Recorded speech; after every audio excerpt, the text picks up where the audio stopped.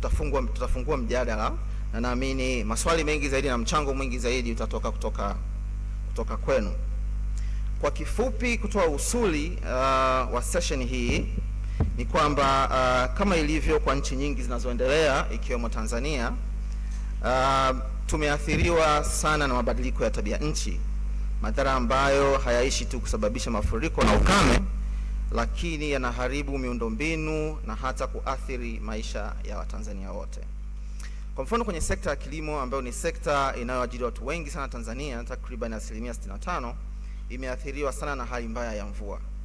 Aidha, athari na mabadiliko ya tabia nchi yameathiri sekta nyinginezo, ikiwepo sekta ya uziduaji ambapo imepunguza ufanisi katika shughuli za uchimbaji mkubwa pamoja na uchimbaji mdogo. Objective, lengo hasa la session hii ni kuwa na mjadala ambao utabainisha fursa pamoja na changamoto zinazokabili nchi yetu, hasa katika uhamasishaji wa kukusanya mapato ya ndani, domestic resource mobilization. Pia tutajadili jinsi gani basi kodi hiyo ambayo inaweza kukusanywa kutoka katika sekta hiyo inavyoweza kutumika kwa ajili ya kufadhili mabadiliko ya tabia nchi. Kwa hiyo hicho ndicho hasa ambacho kimetuleta hapa kwa ajili ya kukizungumza nanyi pamoja kudiscuss pamoja nanyi.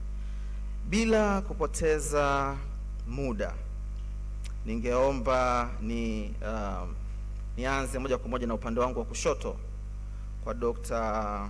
Rukonge. Dr. kumekuwa na dhana kwamba sisi kama Waafrika, nchi mbalimbali za Kiafrika, hatuna mchango mkubwa sana katika kuharibu mazingira, katika kuleta madhara ambayo yanatokana na mabadiliko ya tabia nchi, hasa kwenye kuzalisha hewa ya ukaa. Hatuna mchango mkubwa sana kiujumla. Na dhana hii imepelekea watu kuona kwamba hata Waafrika wengi kuona kwamba pia tusiweke juhudi nyingi sana katika kukabiliana na hali hiyo, kwa sababu wachafuzi ambao ni wakubwa wapo na wanafahamika. Unadhani dhana hii ni sahihi? Na je, sisi kama Waafrika ambao ndio tunapata madhara makubwa sana hasa kwenye sekta ya kilimo, unadhani dhana hii ni sahihi? Na nini tufanye basi kuweza kuonesha juhudi zetu na mikakati yetu katika kupambana na mabadiliko ya tabia nchi? Karibu. Asante sana. Kwanza najua mada inaenda kwa Kiswahili, lakini kidogo tansame niweze kuchanganya. Mpaka dakika 5 5 mpaka 7. 5 mpaka 7 utanijulisha. Sawa. Swala la climate finance kwenye masuala ya mabadiliko ya tabia nchi sana sana hapa Tanzania, Afrika na duniani ni swala ambalo linaleta challenges kwa dunia nzima, kwa sababu mabadiliko ya tabia nchi yanahitaji fedha nyingi sana, na fedha nyingi zimekuwa zimeenda kwenye sekta ya uziduaji kama ninavyofahamu, na ndio maana imeleta chachu za maendeleo na arguments nyingi sana. Sasa in case of Africa, ni kweli mchango wetu ni mdogo sana. Bila kuingia kwenye hizo takwimu ambazo zaweza kufanya dakika zangu 5 zikawa 10, Afrika sisi hatuchangii sana kwenye mabadiliko ya tabia nchi, lakini tunaathirika sana. Ukiangalia nchi ambazo zinaathirika, South Sudan inaathirika sana, Malawi, Mozambique. Kwa hiyo sisi shida yetu kubwa ni jinsi ya kupunguza ile impact ambayo inakuja mambo ya climate change mitigation na adaptation katika upande wetu sisi wa Afrika. Sasa ile impact sisi kwetu inapokuja tunafanyaje? Mfano, mimi ninapoishi Dar es Salaam ni karibu na maeneo ya majimaji hivi. Sasa walivyotangaza kwamba El Nino inakuja, of course ni kutokana na mabadiliko ya tabia nchi. Unaweza kuangalia issue kama hiyo, situation kama hiyo, impact yake hata katika very molecular individual level. Sasa swala sahihi linakuja Afrika na Tanzania sana sana, as tulikuwa tunaongea katika hizi siku zilizopita, huwa tuna tabia ya kuchelewa kidogo kwenye mijadala ya kidunia.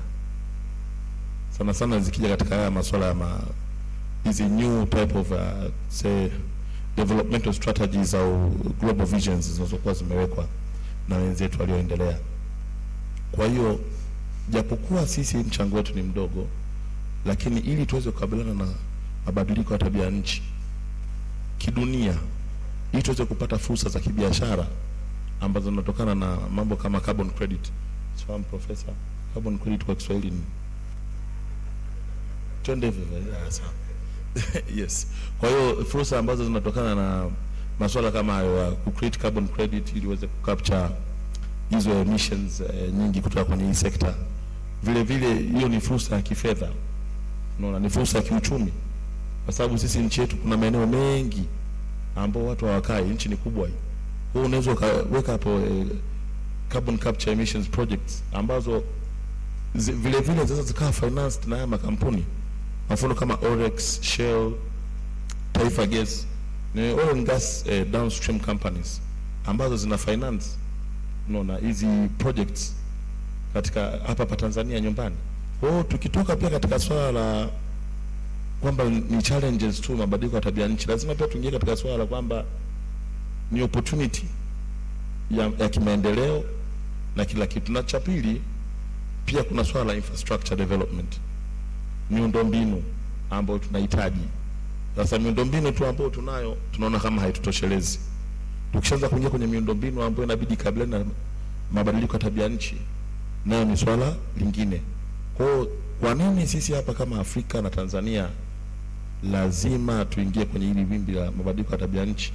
Kiukweli ni ili dunia isituache, ili maendeleo yasituache, ili teknolojia isituache, ili baadaye tusije tukajaribu kukimbia na kukimbizana na watu ambao wameshatutangulia kutumia gharama kubwa mara mbili kama ilivyotokea katika hizi sekta zilizopita. Asante sana.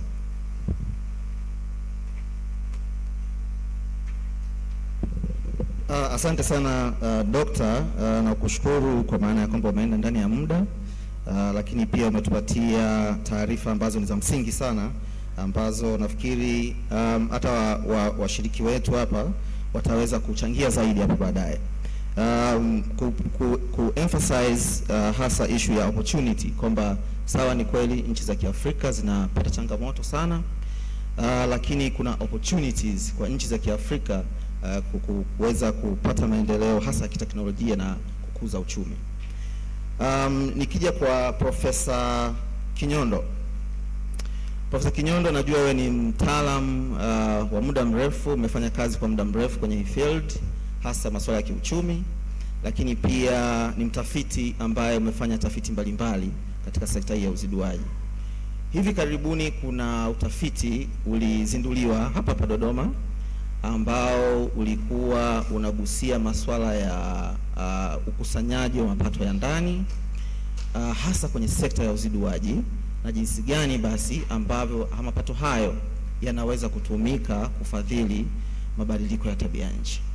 Sasa hebu tuelezee ni nini hasa kilikuwa kwenye utafiti huo, na mapendekezo gani yalitolewa, na unadhani hayo mapendekezo yanaweza yakaleta mchango wowote katika jitihada mbalimbali ambazo zimeshawekwa na serikali pamoja na sekta binafsi? Karibu. Nashukuru Elinami. Mimi labda kwa kusisitiza tu inabidi tukubali kwamba kuna tatizo, na mabadiliko ya tabia nchi ni tatizo kubwa. Wengi wanaweza wasijue, lakini sisi sasa hivi kama nchi tumefika kuwa kwenye 10 bora katika nchi zilizo kusini mwa jangwa la Sahara inapokuja kwenye matukio yanayohusikana na flood, mafuriko. Wakati tunakuwa kwenye 10 bora, nchi zilizo kusini mwa jangwa la Sahara zimekuwa zikipunguza matokeo haya yanayotokea mara kwa mara. Hata kidunia matukio ya kimafuriko yamekuwa yakipungua, lakini kwetu yamekuwa yakiongezeka kwa takriban 45%. Lakini pia tunafahamu matukio haya ya mafuriko na mengineyo yameleta vifo, yameua wanyama na kadhalika. Kwa hiyo shida ipo. Ni kweli tunatoa gesi ya ukaa kwa uchache sana, ni 0.035 huko percent. Kwa hiyo tuko chini sana, lakini itakushangaza, na hicho ndicho daktari alikuwa anaongelea hapo, kwa maana ya kuathirika. Tunaathirika sana katika index inayoandaliwa na UNICEF. Sisi tupo wa 40 kidunia inapokuja kwenye athari za mabadiliko ya tabia nchi kwa watoto. Kwa hiyo ni jambo ambalo ni kubwa linalotusumbua. Sasa kidunia yako options mbalimbali kwamba tufanyeje sasa. Kuna fedha nyingi zinatangazwa, na hata sisi ukiwakuta wale wataalamu wa climate change watakwambia sisi hatuathiri mazingira, kwa hiyo wao ndo walipe. Afu tumekuwa tukiongea hivyo kwa muda mrefu sana, lakini hizo hela haziji. Hata zikija zina shida, kwa sababu watu wengi hawajui ni kwamba tunapopokea hizi hela zinakuja sio kama msaada, zinakuja kama loans, na maana hiyo tunaanza kuponya jambo moja na kuleta tatizo jingine. Yani tunapata fedha ambazo sio misaada, ni mikopo, tutatue jambo la tabia nchi, mabadiliko ya tabia nchi, lakini hiyo inatuongezea sisi mzigo wa madeni. Unaponya moja, unasababisha tatizo lingine, na ili mzigo wa madeni unatuletea shida nyingi. Kwa hiyo katika huu utafiti tukasema, kwa nini nchi za Kiafrika, wakati bado tuna campaign wale wanaochafua mazingira watuletee fedha, kwa maana wao ndio wanaosumbua, kwa nini wakati huu maadamu bado tunaathiriwa tusifikirie kuwa na vyanzo vya ndani ambavyo vinaweza vikatusaidia ili tuvitumie hivyo tuanze kupambana na mabadiliko ya tabia nchi? Kwenye huu utafiti ikachaguliwa sekta ya uziduaji kwamba inaweza ikatoa chanzo cha mapato ambayo hayo yanaweza yakasaidia katika mapambano haya. Kwa nini sekta ya uziduaji? Ni kwa sababu takwimu zinatuonyesha sekta ya uziduaji kidunia ndio inasababisha 56% ya hizi hewa ambazo sio sahihi. Kwa hiyo ni sekta ambayo inahusika moja kwa moja kwenye matatizo ambayo tunayo, ukiufuata mnyororo wote wa thamani wa sekta ya uziduaji. Kwa hiyo tukasema kwa nini isitusaidie hivyo. Sasa ukiangalia katika sekta ya uziduaji Tanzania, kwa haraka imekuwa ikikua kwa sasa hivi mchango wake katika pato la taifa inafikia takriban 10.2. Kwa hiyo imekuwa ikikua sana, lakini tunasema ukuaji huu uko kiaina ipi? Inabidi tuingie ndani kidogo. Utakuja kugundua sekta ya uziduaji Tanzania kwa sasa hivi ni sekta ambayo kimsingi inaendeshwa na kasekta kadogo ka gold ndio inaendesha, kwa sababu 86% ya huu ukuaji unatokana na dhahabu. Na unapokuwa namna hiyo, maana yake una kasekta tu kamoja ambako ndo kanapiga makelele, afu inaonekana kama hii sekta ina hela za kutosha. Ukiangalia chini ya hapo zaidi ukasema kama ni 86%, maana yake kazi nzuri inafanyika. Ukweli ni kwamba ukuaji huu wa sekta ya uziduaji unaotokana na ukuaji wa sekta ya dhahabu hautokani na tija iliyoko katika sekta ndogo ya dhahabu, bali inatokana na bei ambazo zimekuwa rafiki za hii dhahabu yenyewe kidunia. Kwa hiyo tunakuzwa kutokana na bei nzuri na sio kutokana na tija. Hii kidogo ni hatari, kwa sababu kama bei zilivyopanda sana zinaweza siku moja zikashuka sana, alafu makelele mengi tunayoyapiga yasiwe sana. Haraka nilitaka tu niseme katika hiyo 86%, 30% inatokana na wachimbaji wadogo. Kwa hiyo tusio tunaubeza uchimbaji mdogo, una nguvu sana wachimbaji wadogo kutoka katika hii sekta ya gold.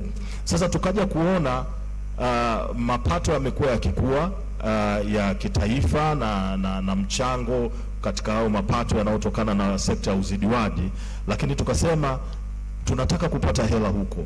Hizo hela zipo pale? Tukaja kugundua kwamba kuna shida mojawapo ambayo inabidi tuiangalie nayo, na hii ni shida ya samani, nitatumia neno hilo illicit financial flows, kwamba bado kama bara, kama taifa tuna shida kidogo. Kuna fedha nyingi ambazo tunazipoteza kwa kupitia illicit financial flows. Takwimu zinaonyesha bara la Afrika linapoteza kila mwaka dola bilioni 50, na hapa nazungumzia tu kwenye sekta ya uziduaji tunapoteza bilioni dola 50.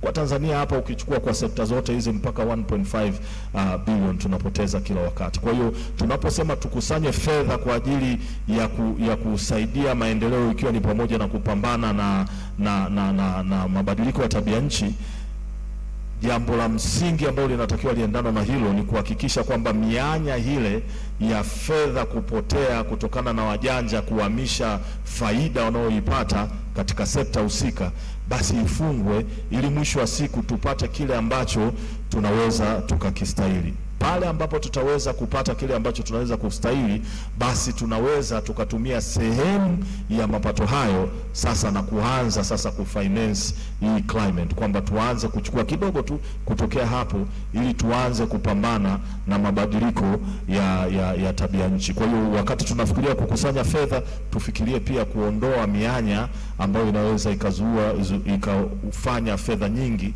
zikaendelea kupotea wakati tungeweza kuzipata na kuzitumia katika maeneo haya. Kwa hiyo tulipoongea na baadhi ya watu wakasema ni kweli sekta hii inahusika katika kuchafua mazingira, na kwa sababu hiyo inatakiwa iwe sehemu ya fedha ambazo zinatakiwa zitumike, na wakatoa mifano mingi tu, tutaendelea kuongea baadaye kwenye maswali, ikiwa ni pamoja na kuwa na special fund wanapoleta hela katika yale mifuko hile, basi hiyo special fund kwamba wawekeze kidogo kwa ajili ya kupambana na mazingira, na wengine wakafikia mahali hata kusema ianzishwe kodi maalum ili kwamba hiyo kodi ipigwe, mwisho wa siku ipatikane fedha ambayo hii haitawekwa kwenye kapu lile kubwa, bali itawekwa special kwa ajili ya kupambana na mazingira ambayo inatusumbua. Naomba niishi hapo. Asante sana Prof. Nashukuru sana kwa hiyo overview ya utafiti huo ambao unaonekana licha tu ya kuonesha tatizo, lakini pia umetoa mapendekezo naamini taasisi husika zinaweza zikayatumia kwa ajili ya kufanya uchichemuzi zaidi, hasa issue ya mtiririko wa fedha haramu na jinsi gani ambavyo tunaweza kama nchi tukaendelea kupata mapato mengi zaidi kwa kuzuia mtiririko huo. Pia umezungumzia issue za madeni. Sasa I'm coming to you, Afshin Nazir. I will ask you a question in English, and then you feel comfortable to speak in English as well. It is said that deaths in African countries has increased significantly, especially in the past decade. And the debt to GDP ratio in sub-Saharan African countries has even doubled, rising from 30% to 60%. So the question is, what role does debt play within the critical minerals sector, and how is it linked to the realm of climate finance? Karibu. Thank you, Alinami. Good afternoon, everyone. I'm apologizing in advance for using English. It's just that my Swahili sentences come out a little slowly, but I do understand when you are speaking it. So I'll address that question by looking at first debt and critical minerals, and then debt and climate finance, because they are connected. So I'll start by unpacking the debt and climate and critical minerals aspect. So one ironic thing about African resource-rich countries is that when they're resource-rich is when they become crippled with debt. And one of the reasons for those is resource-backed loans. Although, as far as I know, Tanzania doesn't have any at the moment, and I do feel that that is because of the debt levels. Tanzania, as of June 2023, was only at moderate level, at moderate risk of debt distress. But resource-backed loans are one of those aspects that, instead of making us richer, make us poorer. And one of the problems with these loans is that we don't have legal framework around them. Even in Tanzania, although we don't have resource-backed loans in Tanzania, we don't have resource-backed loans legislation, not only in Tanzania but also on the continent. The other thing is, now the flip side is that we can use these resources to be paying debts, but then we are not doing that. We are not using the proceeds towards debt servicing, and we are not generating as much as we could. There's so much more potential, so that clearly means there's opportunities, there's challenges, something somewhere that can be fixed. On the debt and climate finance nexus, debt and climate are inextricably linked, because when debt worsens, climate change worsens, and then they keep worsening each other. For example, when we have debt, we don't have enough revenues to direct towards climate finance. And then when we don't have enough climate finance, we end up borrowing. Research shows that over 70% of public climate finance is obtained through borrowing. So we are again going into this cycle of getting more debt. We don't have enough money for climate finance, again we get more debt. So it becomes a vicious circle, and in that way the climate crisis keeps worsening the debt crisis also. Another thing that is becoming apparently clear is that market-based instruments are not the solution. And so that means we have to look inward. We can't be relying on loans.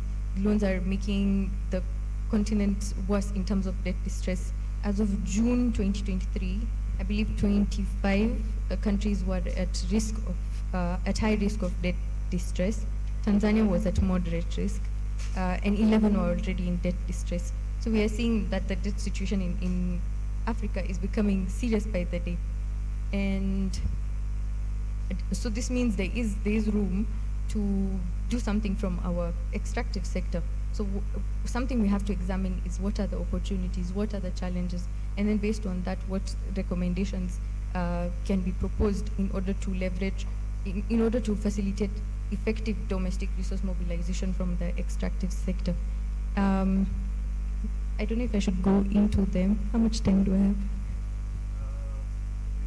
3 minutes. Okay, so maybe some of the opportunities. Okay, an opportunity, when we look at the green transition, Africa is key in the green transition, and we have to recognize that Africa has not only an economic upper hand, but also a political upper hand in the critical minerals conversation in terms of the green transition, because we are so, we are dominant in this space, and it's like we're not taking advantage of it. So the renewable energy technologies are highly dependent on the critical minerals that we as a continent have a wealth of, but we are going to global spaces as not the dominant negotiator. We do not recognize how much value we actually have with these minerals on our continent. This is why it's a few weeks ago, we were discussing something very similar at the Zimbabwe Extractives Conference also, and people said Africa is rich, but Africa is poor at the same time. So we have so many critical minerals, but we are not effectively making use of the sector. We are not managing it well enough to actually make it work for us. So I know if I go into this, I will pass my 7 minutes, so I will stop at that.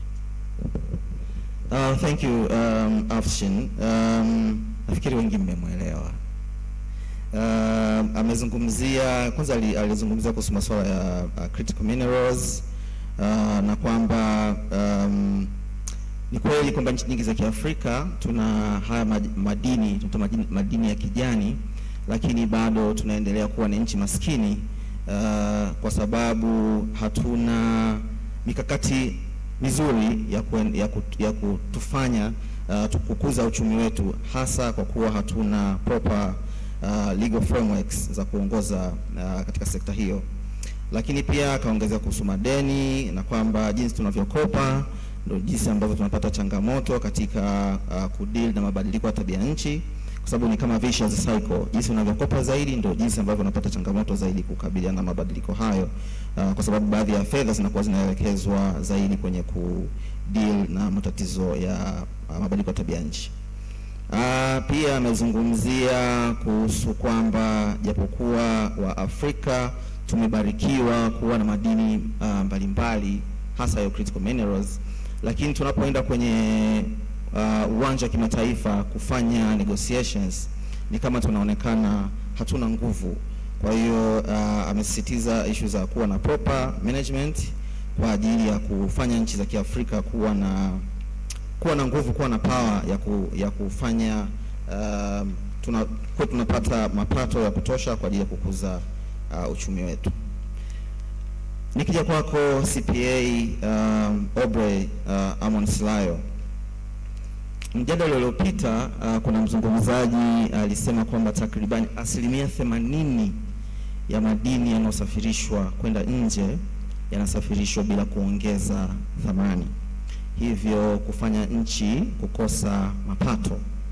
Sasa swali ni kwamba unadhani kuna fursa gani kwa Tanzania katika kukusanya mapato ya ndani, hasa kutoka kwenye sekta ya uziduaji, kwa ajili ya kukabiliana na mabadiliko ya tabianchi, na pia labda ni zipi changamoto ambazo kama nchi tunaweza tukakumbana nazo katika kuweka mikakati yetu sasa ya kukusanya mapato hayo ya ndani kutoka kwenye sekta ya uziduaji? Karibu. Nakushukuru. Nakushukuru pia kwa swali lako, na nawashukuru ndugu zetu wa haki rasilimali kutualika sisi mamlaka ya mapato, na mimi nikiwa kama mwakilishi kuweza kuzungumza kidogo katika vile vitu ambavyo nadhani ni muhimu. Najua yako mengi yanaongelewa, lakini kwa haraka toka asubuhi nilipokuwa nakaa na nikisikiliza kwa makini, nimegundua kwamba tuna gap ambalo aidha ni la uelewa au la taarifa, au taarifa zetu zinawezekana zikawa pia hazilengi watu sahihi. Lakini nende moja kwa moja kwa sisi watu wa mamlaka ya mapato, na kwa kuanzia kwa mimi ambaye natoka idara ya walipa kodi wakubwa na katika kitengo kile cha uziduaji, extractive sector. Mzungumzaji aliyepita katika session iliyopita alitoa historia nzuri sana tulipotoka katika sekta hii, na mpaka sasa ni kwa jinsi gani sekta hii inachangia katika pato la taifa kwa kiasi kikubwa, na hata Mheshimiwa Waziri amelizungumzia hilo vizuri sana. Kiukweli ni kwamba sisi mamlaka ya mapato tumejitahidi na tunaendelea kujitahidi kukusanya kodi katika industry hii ya uziduaji kikamilifu, na tunafanya hivyo tukishirikiana na sekta zote za serikali, wenzetu wa Wizara ya Madini, watu wa TPDC, watu wa gesi, wote kwa umoja wao tunashirikiana nao vizuri katika kupata taarifa za kuchakata na kuhakikisha kwamba kile ambacho serikali inapaswa ikipate inakipata. Taarifa zinaongea vizuri kabisa za kwetu za mapato ya ndani. Mapato yamekuwa yakiongezeka siku hadi siku, sio hadithi, hii ni kweli. Na moja ya sekta ambayo inachangia kwa kiasi kikubwa ni sekta hii ya uziduaji. Mheshimiwa ambaye sasa hivi ni naibu waziri mkuu amefanya kazi kubwa, amefanya kazi nzuri, na matunda yake tunaendelea kuyaona katika sekta hii. Profesa muda mchache uliopita ametoa takwimu akisema kwamba katika sekta hii kinachofanya ionekane inafanya vizuri ni bei na sio production quantity. Lakini taarifa hazidanganyi. Wenzetu wa Tume ya Madini kama wangekuwepo hapa wangetoa taarifa ambazo ziko vizuri. Kama tunasema export imeongezeka, haiongezeki tu kwa sababu ya prices za duniani zimechangamka, lakini production pia imeongezeka. Tukisema mapato yetu ya ndani yanakuwa katika sekta hii, hatumaanishi tu kwamba ya bei kwa sababu ya bei. Bei inawezekana kama ni moja ya kigezo, lakini pia kuna collaborative effort za kwenye production zinazotokea kwa sisi watendaji wa serikali katika kuhakikisha mapato haya ya serikali tunayakusanya kwa njia ya kufuata utaratibu wa kisheria. Sasa umeniuliza swali kwamba 80% ya madini yetu yanakwenda nje bila kufanyiwa ongezeko la thamani. Labda tu kwa taarifa, na nadhani miongoni mwetu tunajua, ziko refineries zimefunguliwa. Nadhani ziko sasa takriban 6 kama sikosei. Kuna refineries ziko hapa, iko moja na fili Dodoma, kuna iliyoko Geita, kuna iliyoko Mwanza, kuna iliyoko Shinyanga, kuna iliyoko Dar es Salaam. Labda na sehemu nyingine kama nitakuwa nimesahau. Tulikotoka lazima tukubali. Tulikotoka na tulipo na tunataka kuelekea ni kuzuri zaidi. Serikali inafanya mikakati mizuri ya kuliona hili ambalo tunalozungumzia kwamba 80%, inawezekana hata sasa sio 80%. Inawezekana labda ni pungufu au ni hiyo 80%, lakini tunapoelekea hizi refineries zikiwekewa mazingira mazuri zaidi, na nadhani mazingira mazuri yameendelea kuwekwa, kwa sababu hata investment kwenye hizi refineries kwa ambao wale wanaofungua wanasamehewa kodi. Kuna misamaha mingi sana imetoka. Hizo zote ni jitihada za serikali kuhakikisha haya madini yanayovunwa ndani yanatengenezewa utaratibu ya kuyaongeza thamani na kuongeza ajira kwa Watanzania. Sasa turudi pia kwenye jambo la msingi ambalo tunasema, je, haya mapato yetu ya ndani yanasaidiaje katika kukabiliana na mabadiliko mabadiliko ya tabia ya nchi. Ukweli ni kwamba sisi kama mamlaka ya mapato tukishakusanya fedha zetu ambazo ni fedha za serikali, zinakwenda moja kwa moja kwenye mfuko wa serikali. Serikali inapanga budget kulingana na jinsi ambavyo mambo mengi yanavyotokea. Tumeona kwa macho yetu kama ni vituo vya afya, kama mabadiliko ya tabia ya nchi yanaleta athari za kiafya, tumeona serikali inajitahidi kujenga vituo vya afya vya kutosha. Safari yetu ni ndefu, tutafika. Kama ni program za maji, tumeona Mheshimiwa Rais wetu Samia Suluhu Hassan amesaini kwa kupitia mawaziri na watendaji wengine, wamesaini program nyingi sana za maji vijijini, za umeme vijijini. Hizi zote ni mapato yetu ya ndani. Hakuna hela inayokwenda kukopwa nje.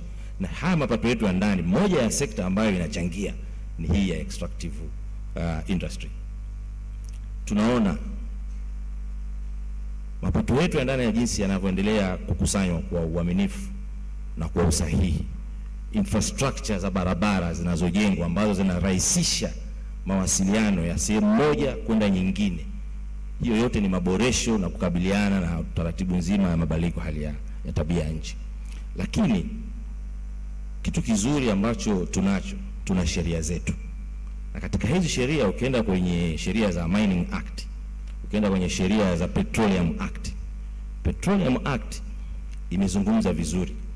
Kuna fund zipo kule zinatakiwa ziwekwe, decommissioning fund. Sijui hizi issue za mzungumzaji amezungumza za CSR zimezungumza vizuri, na zipo sheria, ni usimamizi ambao kama utatekelezwa, hatuna sababu ya kwenda kuongeza mlolongo mwingine wa kodi kama yale tu tuliokuwa nayo hatuwezi kuyasimamia vizuri. Tukija kwenye mining sector, tuna rehabilitation fund ambazo hizi zinatakiwa zitumike pale ambapo mgodi unamaliza shughuli zake, ni katika kurudisha yale mazingira katika hali yake.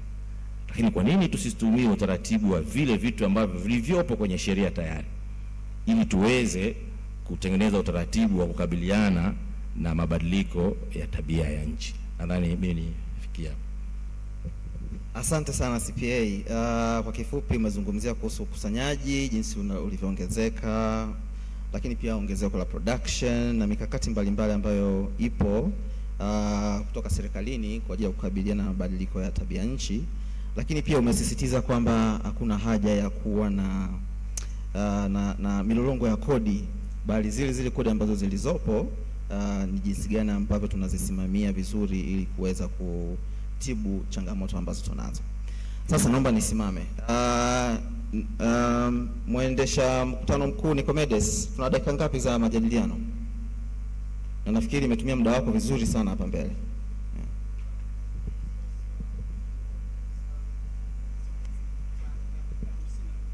Dakika 52.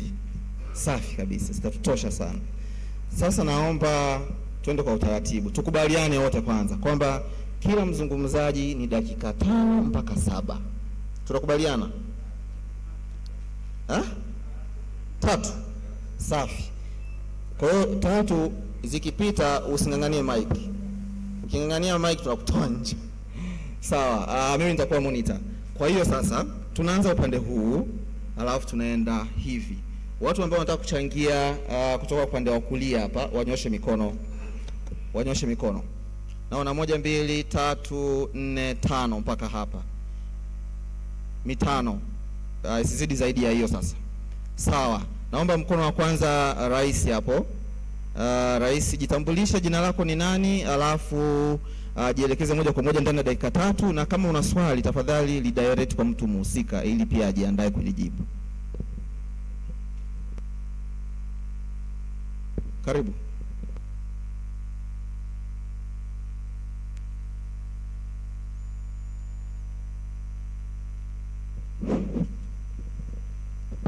Asante sana. Alishanitambulishwa. Naitwa Rais Bonimato tokea Tarime. Kuna mambo mawili matatu. Sina swali na ndugu yangu Mhongo, sina swali kwake. Amejieleza kwa ufupi. Ninataka kuanzia kwa ndugu yangu hapa. Kwa nini mapato unasema yanaongezeka lakini haya reflect maisha ya watu hasa wanaoishi vijijini? Utatuambia, unasema mapato yanaongezeka lakini ukienda vijijini hali ni ngumu. Swali lingine, je, maamuzi ya kisiasa hayaathiri wataalamu, hayaathiri maamuzi ya kitaalamu? Mfano, ni akili gani iliyotumika kukata miti milioni 6 kwa ajili ya bwawa la Mwalimu Nyerere? Hamkuharibu mazingira? Utatueleza. Wengine, Mr. rafiki yangu, umesema 56 ya hewa isiyo sahihi inasababishwa na sekta ya uziduaji. Je, mapato yanayotokana na sekta ya uziduaji yanachangia kiasi gani kurudisha au ili kupambana na mabadiliko ya tabia nchi yanayotokea? Mwisho, la kwanza, la pili ni la rafiki yangu hapa mtaalamu. La tatu ni la Mr. Professor Kinyondo. Ndilo la tatu. La 4 nataka nizungumzie, dada yangu amezungumza, mwanangu hapo binti. Kati ya watu bilioni 8 walioko duniani ni 10% tu ndio wanaoishi Afrika kusini mwa jangwa la Sahara, na zaidi ya 60% ya maskini wa dunia wako kusini mwa jangwa la Sahara. Je, unataka kuniambia nini? Viongozi wetu hawachangii umaskini wa wananchi kwa kutokuwajibika, kwa kutokuwa na uwazi na ushiriki na ushirikishwaji wa wananchi ili kukabiliana na hili hali? Mwisho, dakika zangu za mwisho, sina swali, nitaka kusema tu vitu vichache. Mwisho nataka kusema, umemaliza. Watu wenye akili za kawaida tulikubaliana hawatofautishi mambo muhimu. Jamani, tulikubaliana kidemokrasia kabisa kwamba dakika ni 3. Asante kwa maswali pamoja na hiyo hoja. Karibu dada. Tambulishe, kama una swali tafadhali sema nani ambaye unatamani alijibu. Naitwa Nusrati Hanje, ni mbunge. Lakini pia ni mbunge ambaye niko katika kikundi cha wabunge vinara masuala ya illicit financial flow. Lakini pia ni mdau wa masuala ya mazingira na mabadiliko ya tabianchi. Lakini pia ni miongoni mwa wabunge katika wabunge wa kundi la wabunge vijana. Kabla ya kuwa mwanasiasa nilikuwa kwenye asasi za kiraia. Kwa hiyo tumepambana huko, lakini leo tupo huku kwenye decision making. Profesa Kinyondo na wengine bali tunafahamiana katika hizo harakati, na watu wa rasilimali walivyoni invite, kwa sababu kabla ya kamati ya sasa hivi nilikuwa kwenye kamati ya nishati na madini, na masuala ya Mwalimu Nyerere na nini yote tumesha exhaust sana, tumeshajadili sana. Nitaka tu nichangie neno moja tu, sio swali specifically. Sasa hivi tunavyozungumza, mimi nimeomba niongee hivi mwanzo ili nirudi kule, kwa sababu jioni tunaendelea na session. Tunajadili mpango mapendekezo ya mpango wa maendeleo ya taifa 2024-2025, lakini pia na maandalizi ya mwongozo wa mpango wa bajeti 2024-2025. Jana nilikuwa nachangia na nitarudia nilichokisema kwa sababu inawezekana kuna labda watu wa kufuatilia na nini. Kuna kitu ambacho katika mpango nimesoma, kwa sababu nimesoma hotuba za bajeti, nimesoma hotuba ya waziri wa nchi, mipango na uwekezaji, lakini na waziri wa fedha. Zote nimezisoma na kamati, kwa sababu tuna kamati za bunge ambazo zinadili na haya mambo. Especially kamati ya bajeti ndio kwenye, kwa sababu tuko kwenye mpango. Ili uone jambo lako serikali inalijali au halilijali au inalijali kiasi gani, ni lazima uangalie kwenye mipango yake na kwenye budgeting, kwenye plans inazungumza hilo jambo kwa kiwango gani, ina uzito kiasi gani. Sasa nilikuwa tumepitia utekelezaji wa bajeti inaoisha hii ambayo tunamalizia ili tuanze bajeti nyingine mwezi wa 5 na wa 6 kupanga. Katika vikwazo walivyovitaja kama changamoto za kushindwa kutekeleza bajeti, mabadiliko ya tabianchi imekuwa inakopiwa na kupestiwa kila mwaka. Lakini unfortunately, na nasema sio kwa ubaya, kuna mtu anachukia inchi, tunajaribu kuona tu ili uone kwenye planning tutafanya. Ndio maana sisi ni jukumu letu. Mimi jukumu langu kuja hapa, kuna activities zinaendelea inabidi nije. Kwa sababu lazima nisikilize kinazungumzwa nini pia kwenye upande mwingine. Kwa hiyo inatajwa kama sehemu ya changamoto zinazozuia utekelezaji sahihi wa wakati wa budget. Lakini hapo zimefuatana kurasa, waliopata mpango wameona na hotuba ya waziri wameona. Kurasa zimefuatana. Kurasa ya chini inaeleza namna ambavyo kila changamoto imetatuliwa ili kupelekea utekelezaji wa budget kwa asilimia ambazo zimepangwa. Lakini jambo la mabadiliko ya tabianchi hakuna kilichoandikwa ambacho kimeonyesha wametekeleza kiasi gani. Lakini ukisoma taarifa kamati walisema wanataka bilioni 22 tu hazitoshi. Kwa hiyo nitaka kusema hivi, hoja ya kwamba ni lazima tupambane kuhakikisha serikali inatenga mapato ya ndani kuhimili mabadiliko ya tabianchi badala ya kusubiri wahisani, ni hoja ambayo ni very valid. Kwa hiyo niwaombe sana, tunaitoa wapi ni jambo lingine. Watu wa sekta uziduaji wameona kwamba tunaweza tukatoa, kwa sababu kuna ongezeko la makusanyo, tukatoa kwenye uziduaji, lakini pia kuna vyanzo vingine. Kwa hiyo niwapongeze sana na msichoke kuzungumza hili, kwa sababu mnavyozungumza nyie mkafanya na press, mkaita na mawaziri, mkatuinvite na sisi tunapata takwimu, na sisi tunapata kwenda kuzungumza, na nyie msichoke kuzungumza. Ni lazima tuwe na vote, kwa sababu kwenye bajeti ya muungano wa mazingira hakuna vote ya mabadiliko ya tabianchi. Otherwise niwatakie kila laheri, tuko pamoja na presentation nzuri. Asante sana. Asante sana mheshimiwa mbunge. Nimeona mkono wa kaka hapo, mkono wa 3, niliona mikono 5 tu, alafu baada ya hapo tutaenda upande mwingine. Asante, mimi naitwa Clay, ninafanya kazi na shirika la LIT. Kabla sijaanza swali, ningependa kwanza kuchangia kwenye ambacho wamekisema hapo kwamba kuna hoja ilitolewa kwamba madini yetu mengi yanaondoka for like 80% yakiwa unprocessed, na kwa kiasi fulani kajibiwa na afisa wa TRA kwamba tunazo refineries, akataja na mikoa ambayo zipo.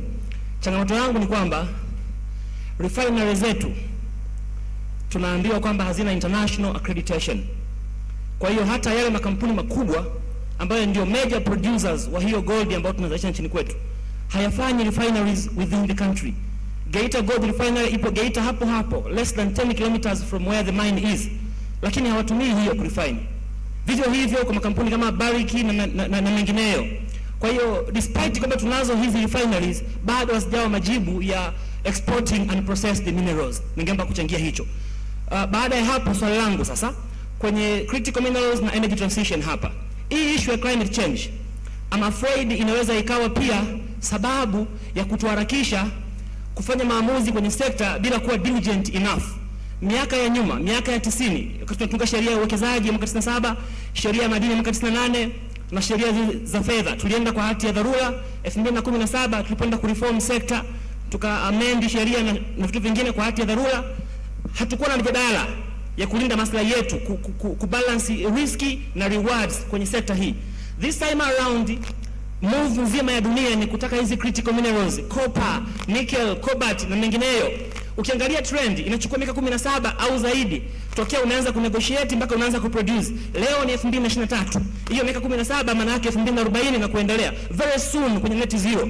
Kwa hiyo maana yake swali kaka, swali langu ni kwamba miradi tunayopokea, tunayoisign hivi sasa ya critical mineral inayokuja kwa kasi, inakuja kwa hii speed kwa sababu ya demand hii ya muda, na hii speed ambayo tunaenda nayo tutajisifia kutoa leseni nyingi, inatunyima nafasi ya kureward riski na faida zetu na kuwa diligent enough kujua tunaenda kupata nini. Kwa hiyo nina mashaka kwamba climate change ni excuse ya kutukimbiza haraka. Asante. Asante Clay. Hujasema nani alijibu hilo swali, lakini pia ni kama hoja, naona ni hoja, si ndio? Asante sana. Dada hapo tafadhali, sifahamu jina lake lakini nimemwona muda mrefu akinyosha. Habari za jioni. Mimi swali langu ni swali lakini pia ni kuomba kama guidance kwa Profesa Rukonge Muhongo. Amesema kwamba sasa hivi pia na mimi naona kwamba kwenye global platforms kuna nafasi kubwa sana ya kuanzisha project ambazo zinaweza zikapata international funding ya mambo ya climate change. Sasa tayari tunatafuta funding kwenye projects nyingi, lakini kuna hili tatizo ambalo tena tayari tunalo ambalo tukiliangalia pia bado ni opportunity kwetu sisi. So wewe ambaye una knowledge nzuri na mambo ya climate change na namna ambavyo tunaweza tukaitumia climate change kama an economic opportunity, unaweza kufanya kitu gani kusensitize vijana kuelewa what exactly they can do or where they can channel ili kuweza kuitumia hiyo opportunity sasa hivi, na of course na opportunity nyingine zote ambazo zina exist within the climate change realm ambayo tunaweza tukaingia kama vijana na kuweza counteract kama tunavyoongea namna nyingine ambazo tunaweza tukasolve hili tatizo, lakini tunaweza tukasolve vipi ambavyo kwanza tukiinvest na maana kwanza tutajua, tutaelewa na kuelewa ndo tutajua namna ya kuisolve, na within all of that kukawa na opportunity ya kuweza kupata capital ya kutengeneza projects za namna hiyo. Thank you. Asante sana dada. Mkono wa mwisho, lakini pia nilisahau kumuona kaka hapa, uwe mkono mwingine. Kwa hiyo baada ya hapo naomba kaka utasogea pale basi ili mic. Karibu. Asante. Na mimi naomba nichangie. Naitwa Wilbert Mahundi, natokea taasisi ya Tanzania Mineral Mining Trust Fund, ni diwani kutoka Manispaa Songea. Na wapongeza mapanelisti wote toka wale wa asubuhi mpaka wa sasa. Wametupitisha kwenye mchakato wa mabadiliko ya sera na sheria za madini, na nitapenda nichangie kwenye eneo la just transition na extractive industry. Nilikuwa na comment kwenye wizara yetu ya madini na nishati kuhusiana na aina ya uchimbaji wa madini tulionao. The way ilivyo Tanzania inaonekana tumebarikiwa kuwa na madini kila sehemu, lakini nitaka nijue sasa watu wa wizara ni mkakati gani wa uchimbaji wa madini tulionao. Manake sasa imekuwa ni kama kila yanapotokea madini na kuna mwekezaji anayataka, tunaenda tunachimba tu, na ezironga kwamba tuna madini mengi, sasa tunayachimba bila mikakati yoyote ya endelevu ya nchi. Na hivi vitu ni vitu ambavyo tunajua vinachimbwa vinaisha.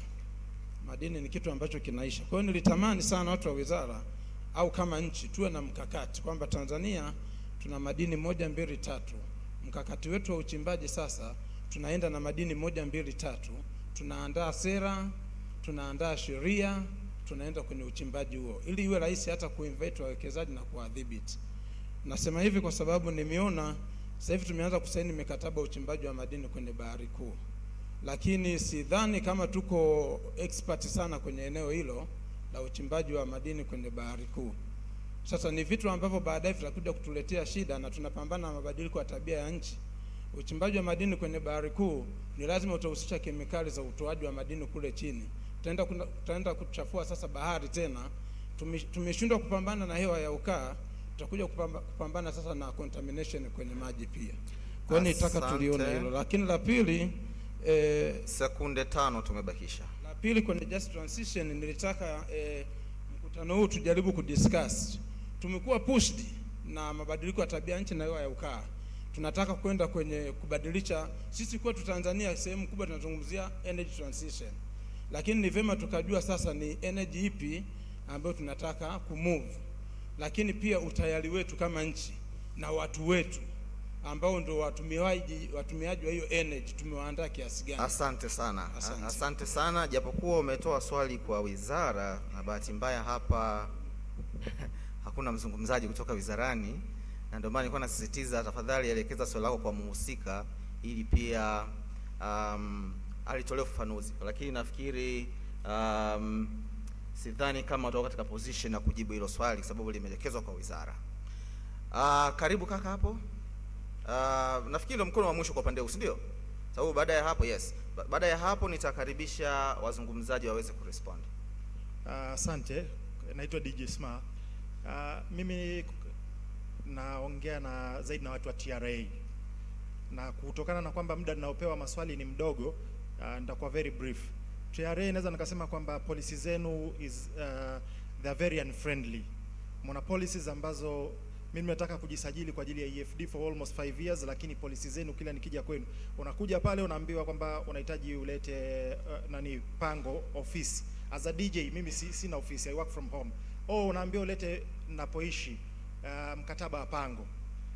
Kwa kweli mimi naamini TRA hautakiwi kujua mimi ninaishi wapi, kwa sababu wewe unachotakiwa kujua uone ina reflect nimefanya kazi na umepata mapango. Mambo ya mimi naishi wapi natakiwa muachie watu wa NIDA. Umeona? Let's be logical. Umeona? Cha pili ni issue ya makadirio. Naamini makadirio ni mambo ambayo yamepitwa na wakati, kwa sababu nitakuja kwenu mnataka kunikadiria, let's say kwa mfano naingiza 100,000 kwa mwaka, kwa hiyo kila kota natakiwa nilipe kiasi fulani. Kazi zinajulikana, yani hazieleweki. Kwa nini msio mfumo ambao uko very simple, pay as you earn? Tuachane na makadirio. Kwa hiyo kadri unavyoingiza inajulikana a certain percent unalipa fair and square, na hakuna complications. Kuna issue ya EFD. I don't understand, sielewi kwa nini mpaka leo TRA na with all your financial might hamna application ya kwenu wenyewe. Unatakiwa uende ukatumia application ya watu wengine and you have to pay for it, unabidi uilipie. Imagine leo hii watu wanafanya a lot of transaction kwenye simu, let's say Tigo Pesa au M-Pesa au banks, ungekuwa unaambiwa kutumia zile application, you have to pay for it. Kwa hiyo it's very discouraging. Unatakiwa uende uchukue application sehemu nyingine. Sasa nimalizie kitu kimoja. Another thing kuhusu EFD ni gharama za ziada, lakini naomba nikupeni solution. Taxpayer anatakiwa awe na TIN number pamoja na PIN code. What happens ni kwamba unapopata cards, mimi sihitaji kuwa na EFD machine. Yule anayenipa kazi naingiza TIN number yangu, naweka na PIN number, automatically ina reflect kwake. I don't need to have Asante sana kaka. Asante sana. Umeuliza maswali mazuri na makofi umepigiwa, lakini kidogo hapo kama nje ya mada. Sasa busara ya mtu kutoka TRA hapa itatuongoza kwenye kujibu maswali hayo. Tumemaliza upande huu. Naomba nirudi kwa panelists wajibu. Najua nyingi zilikuwa ni hoja zaidi, kuna maswali machache, mengine yalikuwa nje kidogo ya muktadha wetu, lakini naomba wa respond, alafu tutahamia upande wa kushoto, na mimi bado muda tunao. Karibuni. Leo tukaanza, yoyote tu anaweza kaanza. Asante. Clay. Habari kaka. Kwanza nitaanza na Clay, afu nitakuja kwa dadangu pale geologist. Kwanza naomba nianze na Clay. Napumua nisiwe personal Clay, subiri kidogo. Unajua kuna issues ambazo nilisema hapa kama Waafrika na Tanzania sana sana huwa tunachelewa, alafu baadaye tunakuwa tuna victim mentality. Mfano mdogo, hizi habari za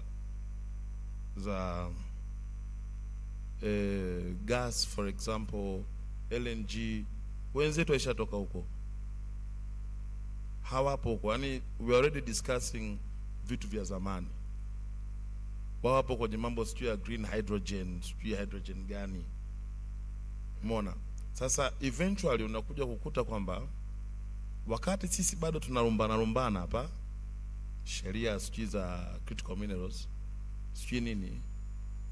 At the end this is just a business, na supply and demand ndio ina determine kila kitu. Kwa hiyo unakuja kukuta by the time demand ile imeondoka, wewe unataka kusupply kitu of which unapata katika unfavorable terms. Sasa kwa nini iko very accelerated demand? Kwa nini iko very very accelerated? Swala ni moja tu. Paris Agreement kuna commitments. Zile commitments zina muda, ambayo nchi ambayo ndo the last one to commit naamini ni India kama sikosei, katika COP iliyopita if I'm not mistaken, ambao ameenda hadi 2070.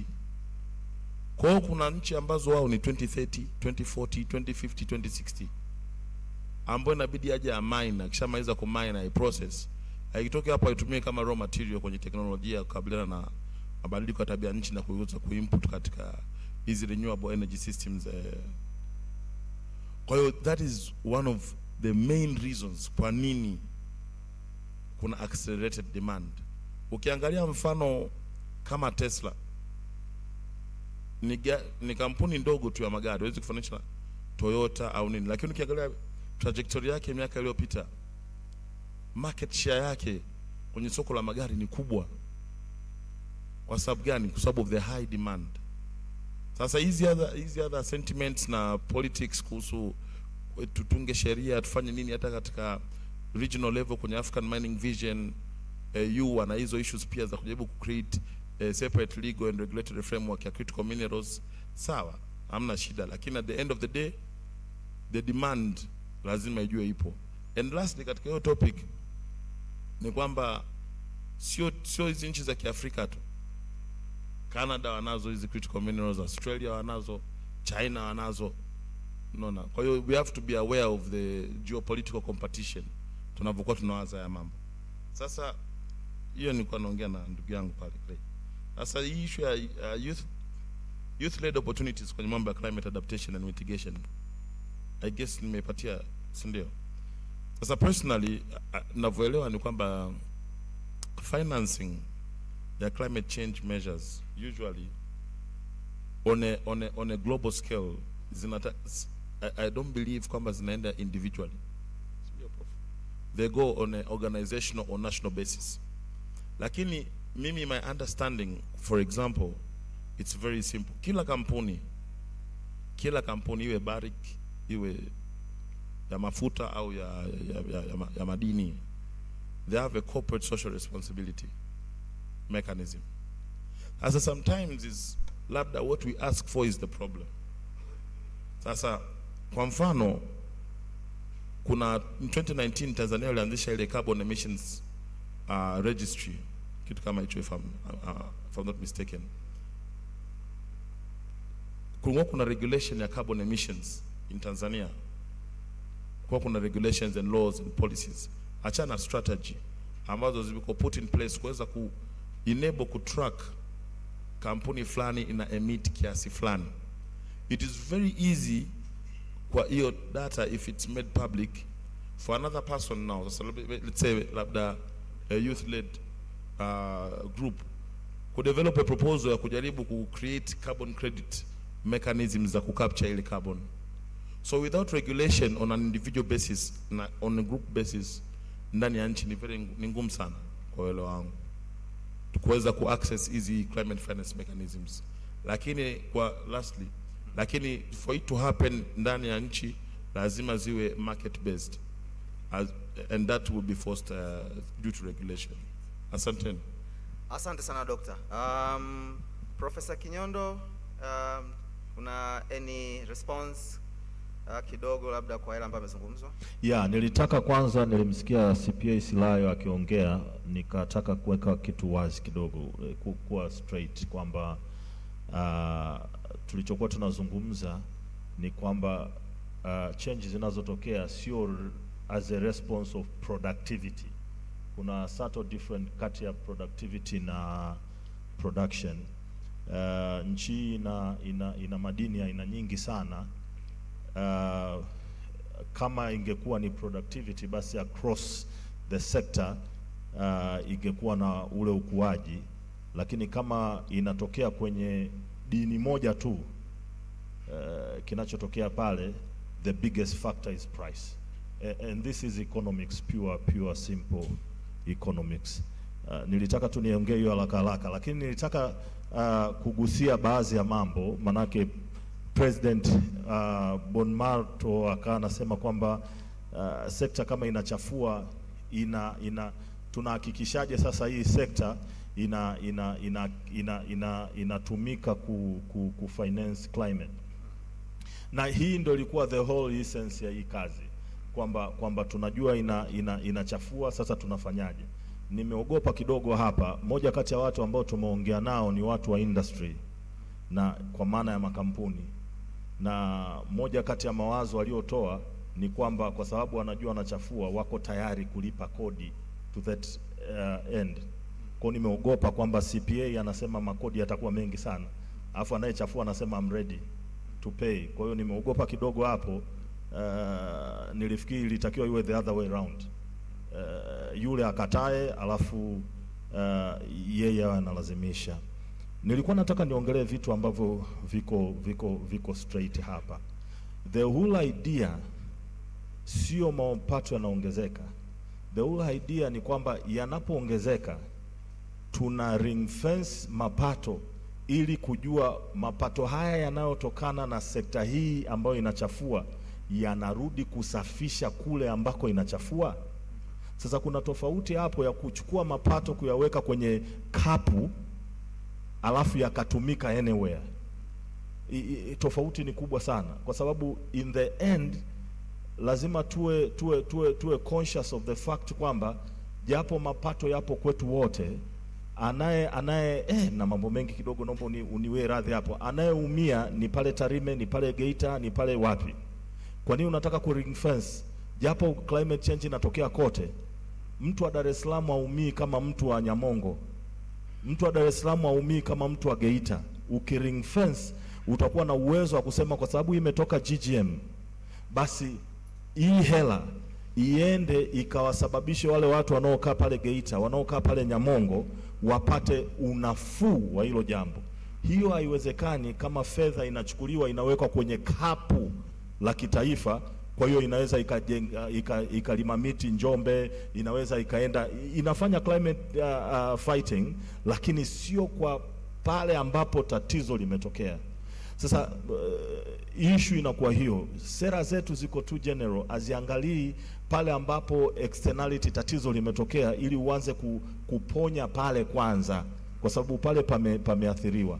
Na mambo mengine amejaribu kuongelewa hapo, nitarudi kwenye hizo hela nikwambie tatizo ambalo ninakwambia. Mmoja ameshaongelea kuhusu refineries. Tunazo refineries, lakini kwa sababu hazina accreditation, wale ambao wangepeleka madini yao pale kwa sababu wanafanya volume kubwa ya production ambayo hiyo ndo ingetupa hela, hawaendi. Kwa ulichotakiwa kukifanya sio tu kusupply refinery, lakini kuwa na utaratibu. Kama tatizo ni accreditation, what is it that we should do kufacilitate hiyo accreditation itokee ili hili liwezekane. Sheria zetu unfortunately ziko prescriptive, azipo facilitative, kusema sasa hili ndo tatizo, tunalisolve vipi. Ukisema tatizo ni value addition ukaweka refinery afu sizitumii, what is the point of refinery? Jambo la mwisho ninalotaka nilizungumzie ni kuhusu lile ambalo aliligusia, akasema rehabilitation. One thing, rehabilitation unalipa hiyo fund, unalipa at closing stage, lakini unachafua hewa on daily basis. Life span ya mradi unaweza ukawa ni miaka 30. Do you want to wait until miaka 30 ulipwe rehabilitation udeal na lile tatizo liloko pale? You would think ilitakiwa iwepo fedha fulani ambavyo zitakuwa zikisaidia wale waliopo wakati ule. You don't want to wait up to 30. Okay, napomalizia basi to wait. Na mimi nataka nikupe mfano ili uelewe kutoku ring fence hizi funds ina shida. Malizia professor pia. Tulawaka baada ya kufunga walitoa 13 million rehabilitation fund. Nenda pale Tulawaka uone kama kuna buku katika hiyo 13 imetumika ku rehabilitate. Buzwagi baada ya kufunga walitoa rehabilitation fund 19.8 million US dollars, zinazungumza sio shilingi. Nenda Buzwagi pale kaangalie hiyo, kuna reflection ya 19.8 million pale. Why is it the case? Kwa sababu wanapochukua funds zile zinakwenda kwenye basket kubwa. Hauna chance ya kusema aliyepata shida ni Buzwagi pale, ni kwenye lile eneo. Kwa hiyo priority katika hii nilio ring fence iende kwenye kuhakikisha kwanza pale pawe sawa. Hata kama utachukua kingine upeleke pembeni is okay, lakini at least you know kwamba hii ni first priority. Narudia tena, tunaoweka sheria, tunaofanya policies, tuko Dodoma, tuko Dar, anayeumia yuko Tarime, anayeumia yuko Geita. Kwa hiyo there has to be a way kuhakikisha kwamba kuna kitu kinarudi pale, kuhakikisha kwamba wako vizuri. Asante sana Prof. Kuna swali moja ni fupi sana kwako Prof, kutoka online. Wanasema kuna kiasi cha fedha ulikitamka kwamba kinapotea kupitia illicit financial flows, ni dola bilioni 50 nafikiri ulisema. Ni Afrika kwa ujumla, Africa wide. Africa kwa ujumla. Africa wide, nikwambia kwa Africa, kwa sector, that's what we are losing. Okay. Asante sana, nafikiri watakuwa wamesikia basi. Afshin, do you have there was a question about governance, I think. Maybe you can just respond. The one just, on, yeah, 1 minute. The one on prevalent poverty, Yes. yet we are endowed with mineral resources. Yes. Actually, I'm very happy you've asked that question, because now I get a chance to say the things I didn't get a chance to say earlier. So, why is poverty prevalent, yet we are endowed with so many resources? It's a question of governance. What is it that is causing that? So there's a lot to say. I'll keep it brief, but first let me start with transparency and accountability. We don't have transparency and accountability. We lack access to fiscal information. How many countries in Africa actually have access to information laws? It's not all of them. I think it's less than half. So one challenge starts there: transparency and accountability, especially when it even comes to loan agreements. For example, the Mozambique hidden loans case, the standard gauge railway case in Kenya. So these are some of, as you can see from these cases, the judiciary is an avenue to work around that. Number 2, debt servicing. Number 3, climate change. Those are creating fiscal gaps for us. So because we have fiscal gaps, we cannot prioritize social spending. When we can't prioritize social spending, we are becoming more and more poor. Now, those are some of the main points, but now let me come to the critical mineral sector specific challenges, yeah? So there is the issue of, this was also alluded to in the morning, the processing capacity of African nations is limited. We are not getting as much spotlight as we should in the value chain. So because of that, we don't reap as many benefits. Number 2, foreign domination. There's a difference between ownership and control. Yes, we have ownership of these of the resources, but do we have control over those resources? Because in the morning even it was mentioned Chinese domination, foreign multinational corporations domination. So we have ownership, but do we have control? Number 3, strategic instruments. We have so many critical mineral resources, but we have the fewest strategic instruments. If we had PowerPoints, I would show you the map. It's actually very shocking how few our strategic instruments are, considering how well endowed we are with critical mineral resources. Then this is, I'm not saying create more and more laws which don't address certain, I just feel the opinion is that bring laws that where there is a loophole. So, for example, there's need for laws to prioritize domestication of production. The UK are doing that through their Critical Raw Minerals Act. The US are doing that through the Inflation Reduction Act. So we also, that's something also for us to incorporate. And we don't necessarily need to create laws. We could even create guidelines. For example, a model loan contract, a model resource-backed loans contract. So an investor doesn't come and say, we are making it this way, and then it's unfavorable to the African nation, because at the end of the day, it boils down to the citizen. Then another thing, Ilnam is looking at me, 2 minutes. Okay. Exclusion from global partnerships. So between 2019 and 2022, there have been 7 strategic alliances related to critical minerals in the global sphere. In how many of those alliances is Africa involved? You'll be shocked it's only 1. and that is Botswana. In only one, the rest of the nations nowhere to be seen. So we are getting excluded from the global landscape. And then recommendations. I said model loan contract, resource-backed loans contract, a holistic well-being framework, which is people-centered. So we're looking at Africans, African citizens, our local communities.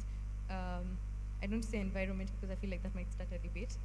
Yes, regional collaboration is another aspect.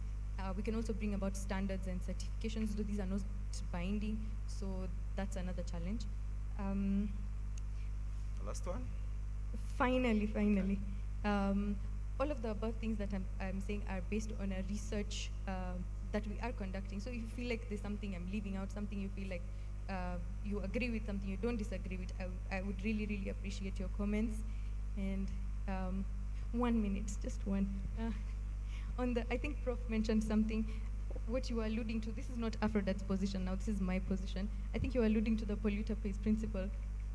At some point you are alluding to the polluter pays principle, right? And when you are talking about the CODI, is that environmental taxation. That's something I also subscribe to. Again, this is my position, not Aphrodite's position. So I was just putting that out there. Thank you very much. I'm sorry. Thank you Afshin. CPA kutoka TRA. Sasa kwa interest ya muda, naomba ile swali ambalo liko kidogo nje ya muktadha mzima uliweke pembeni, utajibu baadaye au face to face kama tuweze kujibu maswali yote, la sababu bado kuna upande mwingine ambao haujachangia. Karibu kwa kifupi sana, dakika 5.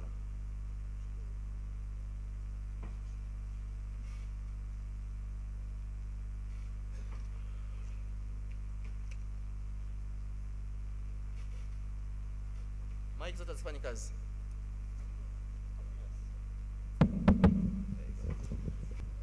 Bado inazorota. Sidhani kama takwimu zake ziko sahihi sana na siwezi kumchallenge kwenye hilo, lakini labda niongee kwa experience ambayo nimeipata. Mimi nimetembea, niko mamlaka ya mapato, nimetembea sehemu nyingi na ikiwemo Tarime. Kutoka Mwanza mpaka unafika Tarime unatembea na barabara. Sehemu kubwa ya eneo la Tarime nimeona kuna umeme, shule zina madawati. Barabara ile tu ya kwenda Kamongo kule, Kamongo ile inajengwa kiwango cha lami. Mzunguko wa biashara unaenda vizuri. Sasa sina hakika takwimu hizi mheshimiwa umezipata. Na hii yote na haya yote yanayofanyika, ujenzi wa barabara, mashule, vituo vya afya, zote ni kodi za serikali ndio zinafanya. Kwa hiyo sitaki sana nizungumzie kwa individual, lakini nimeaona mimi mwenyewe kwa kutembelea baadhi ya hayo maeneo ambayo nimeweza kupita. Kwa hivyo nafikiri si kweli kwamba na unaweza ukachukua tu wenzetu sio vizuri kutaja nchi, lakini wenzetu wa jirani wanalalamika gharama za maisha ziko juu, lakini sisi jambo hilo huku vyakula vipo na maisha mengine yanaenda vizuri. Nijikite kwenye swali lako la pili. Swali lako la pili la bwawa la Nyerere. Swali lako la pili la bwawa la Nyerere. Naomba tusikilizane jamani. Maamuzi ya kisiasa yanaathiri kwa kiasi gani taaluma zetu? Sina hakika sana kwamba tunapata maamuzi ya kisiasa. Taaluma huwa siku zote inatangulia.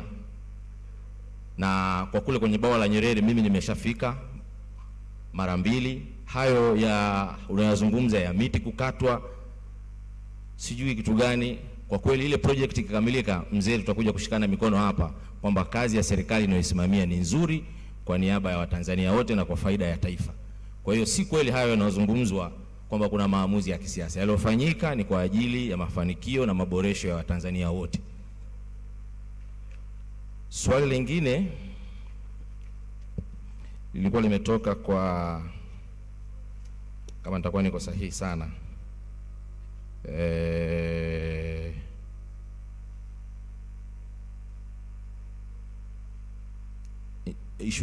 alizungumza issue za refineries kwamba hazina accreditation. Ni kweli, lakini natambua kuna refinery moja iko Geita iko kwenye process ya kupata accreditation. Iko moja inakaribia kupata accreditation. Najua kupata accreditation ni process, sio jambo la usiku mmoja. Akitimiza vigezo nadhani atapewa accreditation. Lakini pia tutambue kwamba hii yote hizi refineries unaweza ukaona kama kwa mpango wa serikali ambao ulikuwa nao katika kufacilitate na kuhakikisha kwamba hizi refineries zinakuwepo, haya yanayofuata accreditation nafikiri tuyape muda yatawezekana. Kwa Afrika nafikiri tunayo refinery moja iko South Africa ndio iko accredited.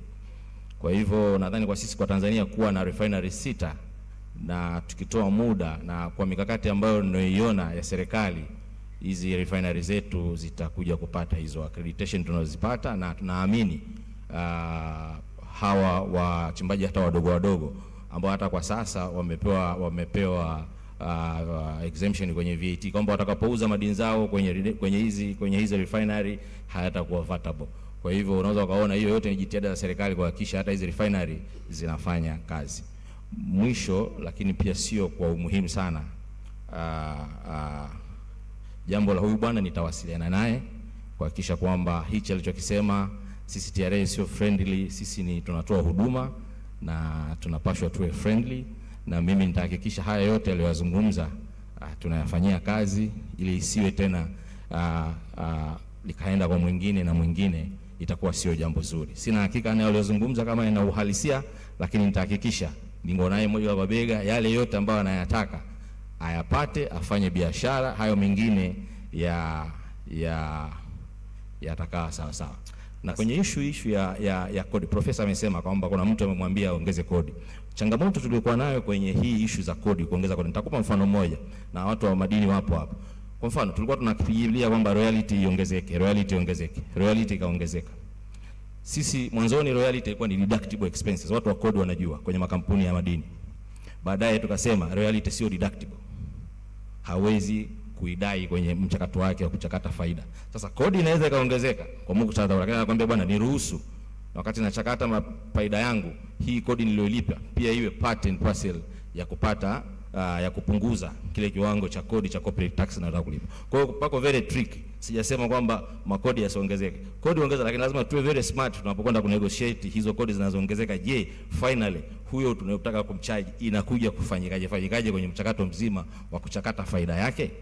Asante sana CPA kwa hayo majibu. Kwa busara ya muendesha mji mkuu ameniongeza dakika 10. Kwa hiyo tuna takriban kama dakika 20 fulani hivi. Sasa upande huu wa kushoto naomba nione mikono yenu ambayo mnataka kuchangia. 1 2 3 4 5 6 7 8 7, mmoja ameshusha. Sawa. Kwa hiyo naombeni 2 minutes. Hao saba ambao wamenyoosha mara kwanza ndio hao watuongeze tena muda mwingine. Naomba peleka mic kuanzia hapa mwanzo kwa mwenyekiti wa kirasilimali, nampa nafasi ya upendeleo. Alafu tutakuwa tunaenda nyuma kwa watu 7 tu. Hamna mikono mipya nitakayochukua.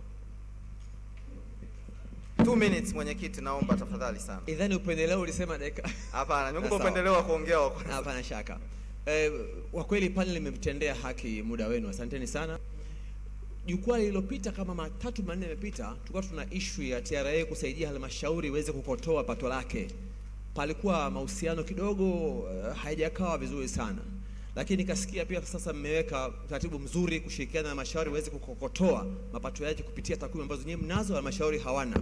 Sasa kuna halmashauri mpya hapa zipo ambazo zimeanza juzi tu, kwa mfano kule Sengerema. Labda wangependa kujua sasa hivi mnawasaidia kwa staili gani ili waweze kujua msaada upi unatoka TRA ili wakikokotoa mapato yao pale ya service levy na kadhalika wasihisi kupunjika hata kidogo, na pia tuwasaidie. Kwa mfano sasa kuna swala la mazingira limesemwa hapa. Kwa hiyo tunaweza ukaniambia pia kama mnafanya closure management plans, kama mnashiriki kwa kiasi fulani, basi nao wajue kwamba nyinyi mnashirikiana wao kwenye closure management plan, ili haya mambo ya ring fence na nini yaweze pia ku taken care of kwa level fulani at least. Asante sana mheshimiwa mwenyekiti kwa kutunza muda na maswali mazuri. Kwenye row inayofuata hapo kuna mikono miwili.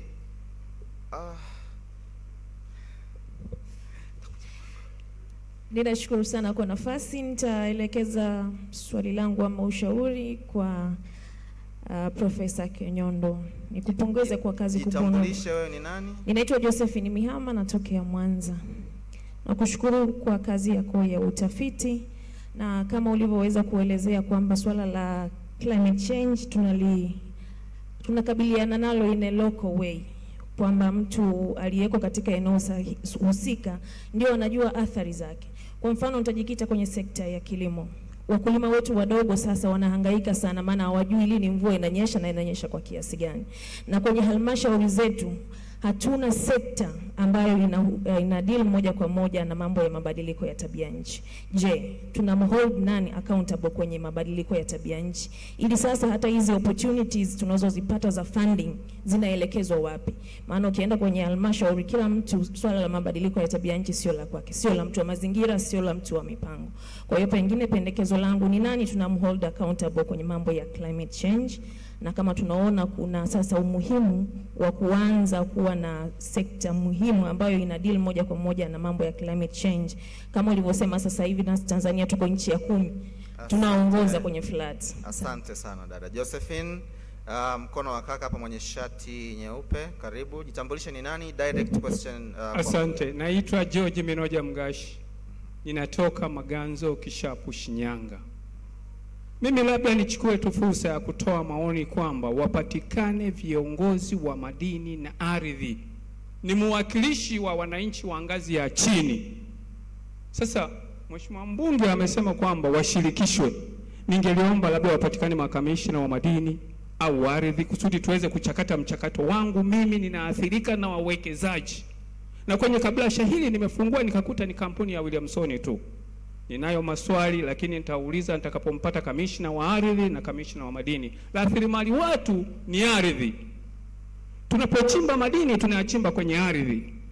Tunapowekeza tunawekeza kwenye ardhi, na hiyo ardhi nakutwa mimi mkulima wa hali ya chini nipo na imiliki na sipewi taarifa wala nini. Naomba kuwasilisha swala hili nimpate muhusika lengwa niweze kupata jibu langu sahihi. Asante. Asante sana. Rasilimali naamini mmelichukua hilo. Francis kiongozwa na mkurugenzi, nafikiri mmemsikia mzee hapo na mtalifanyia kazi. Karibu sana. Asante. Naitwa Benjamin Mchwampaka, natokea Tanzania Chamber of Mines. Naomba ni elekeze hoja yangu kwa ndugu kwa CPA Silayo TRA. TRA inafanya kazi nzuri kwenye kukusanya revenue kutoka kwenye extractive sector, lakini nadhani inaweza ikafanya vizuri zaidi endapo ita-address baadhi ya vifungu vya kwenye sheria zao ambavyo vinakuwa ni disincentive kwenye utafiti wa madini na uendelezaji wa migodi. Kwa mfano section 65B ile ya ring fencing kwenye prospecting tumeipigia kelele sana, ni kikwazo kinafanya watu wasije kuwekeza Tanzania kwenye utafiti. Nadhani unakijua.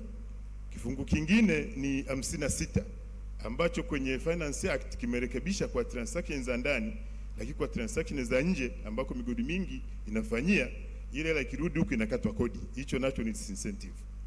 Lakini kingine kikubwa kwa makampuni ambayo yamesaini framework agreement, yanawekewa incentives kwenye framework agreement, lakini ukija TRA kwenye sheria zenu hazisomani na hizo incentives. Kwa hiyo mtu anakuwa ameshapata incentives kwenye framework, lakini sheria ya kodi haizitambui bado.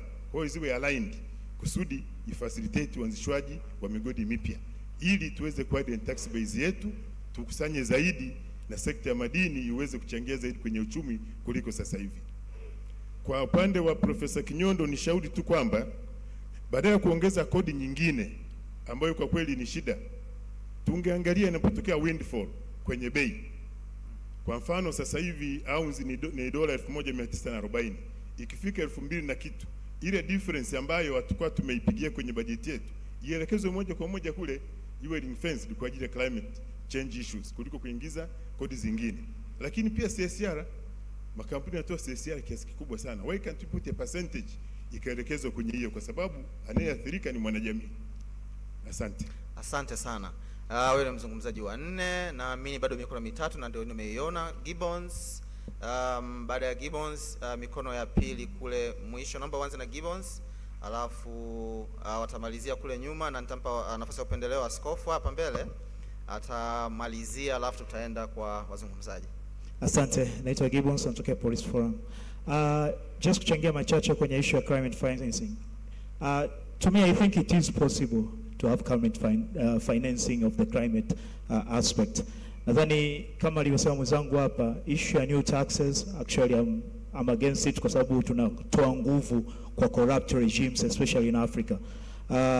I agree, actually you took my point, lakini nadhani kuangalia policies ambazo zitaangalia prices, jinsi ya change ya prices kwenye commodities, ili tujue kwamba tuwe tuna baseline in terms of prices, na kukiwa kuna difference tuweze kutengeneza fund. Lakini the problem, I think it's the same as what we have now. Tuna sheria ambayo inazungumza kuhusu management ya revenue, but nobody is following that. So the question is always the same, can we follow that? Na swali moja kwa dada yangu pale,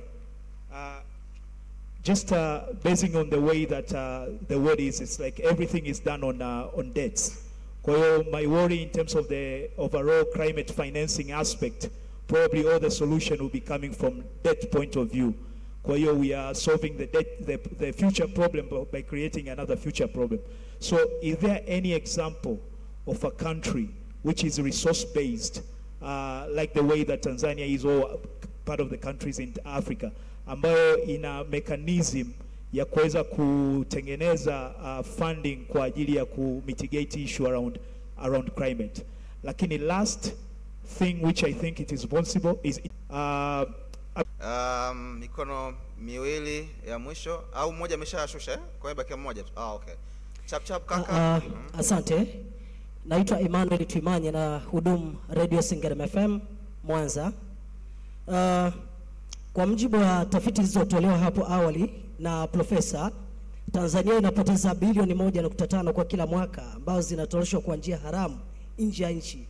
Wakati ninyi watu wa mapato mliopewa dhamana na serikali kusimamia hilo mpo, je, TRA hamuoni kwamba ninyi ndio chanzo cha upotevu wa fedha hizo na kusababisha umaskini mkubwa kwa Tanzania?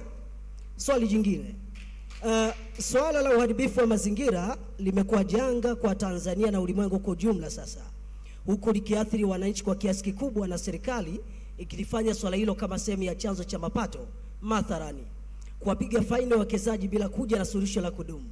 Je, serikali haioni huu sasa ni wakati wa kufanya mabadiliko ya sheria, ama ndo inasubiri mamilioni ya Watanzania wapoteze maisha ndio iamke usingizini kushughulikia jambo hili? Mwisho ombi, kuna swali pale mtu wa TRA amerijibu, lakini pia sisi ni wanahabari tumesikia huku kishindo cha kiashiria, watu kana kwamba hawajaridhika, hata mimi sijaridhika kwa majibu. Tafiti mnazozifanya, niombe sasa, hebu mtupe ushahidi wa tafiti mnazozifanya ya kwamba mapato kwenye sekta uziduaji yamekuwa na sasa Watanzania yanawanufaisha. Hizo tafiti ziko wapi? Kwa sababu Watanzania ambao ndio mnatuletea tafiti hatuzioni. Mathalani pengine mnajifungia kwenye jumba na kuleta tafiti zenu. Asanteni. Asante sana mwandishi kutoka Sengerema. Naomba kaka pia uwe brief, jitambulishe ni nani, alafu leta hoja. Nashukuru sana. Jina langu naitwa Pasco Soko, natokea Tarime. Nimemsikia afisa kutoka TRA hapo kazungumza, na kuna baadhi ya vitu nataka kuviweka kidogo sawa. Mfano nitadili kwa na TRA, yani kwenye issue ya accountability, yani kuna namna gani ambavyo tunazungumza kuhusiana na extractive industry, alafu tunakuwa ni watu wa kutega, yani tunazungumzia tu large scale mining, tunazungumzia GGM, tunazungumzia tunazungumzia Nyamongo, tunazungumzia wapi. Nataka nifahamu hususan kuhusiana na artisanal huku chini. Kuna mianya mingi sana ya upotevu hususan kupitia illicit financial flows ambazo ziko huku chini. Nilikuwa nataka nifahamu, napotoka mimi kuna zaidi ya migodi midogo zaidi hata ya 30 ipo tu, lakini huku chini, na sasa hivi walau katika soko la dhahabu, hayo masoko ya dhahabu yaliyokuja walau kidogo yameipunguza, lakini nataka nifahamu uwajibikaji, mfano kama TRA na baadhi ya kampeni zao, labda mfano uwajibikaji ambao ulikuwepo, labda wanaendeleza kuhusiana na issue ya kudai receipt pamoja na kutoa receipt. Nataka nifahamu hususan kuhusiana na accountability ya katika artisanal mining. Lakini mbali na hapo pia nitatolea mfano. Kwa sababu gani? Mfano wewe mfupi sana. Yes, mfano kwa sababu gani tunakuwa TRA ni watu wa kusubiri na kuangalia namna gani kule kunatokea. Mfano unaweza ukamwambia mtu kuhusiana na issue ya kupromote kitu, lakini anakuambia kabisa kwamba nikipromote kitu changu hapa TRA watakuja kufanyaje? Watakuja kunifanyia mapato au kumfanyia hivyo kudai kodi. Kwa hiyo nataka nifahamu kuhusiana artisanal, lakini tuache hizi migodi mikubwa. Shukrani. Asante sana Pasco. Nafasi ya upendeleo ya mwisho kabisa kutoka upande huu kwa askofu. Askofu, tafadhali naomba utumie dakika chache sana ili pia tupate majibu kutoka kwa wazungumzaji wetu. Inafanya kazi ya mic kweli? Itafanya tu, ikifika kwangu itafanya tu. Naitwa Askofu Nelson Kisare. Nina maswali machache sana kwa Profesa Kinyondo. Illicit fund flow, fedha haramu. Nimesikia mjadiliano bungeni wakizungumzia fedha haramu zinavyochotwa Tanzania kwenda nje, mabilioni. Na sasa wametoka kwenye mabilioni ni trillions. Na wamesema kuna kiasi kinatoka cash inavuka inaenda. Na swali langu, nini kifanyike?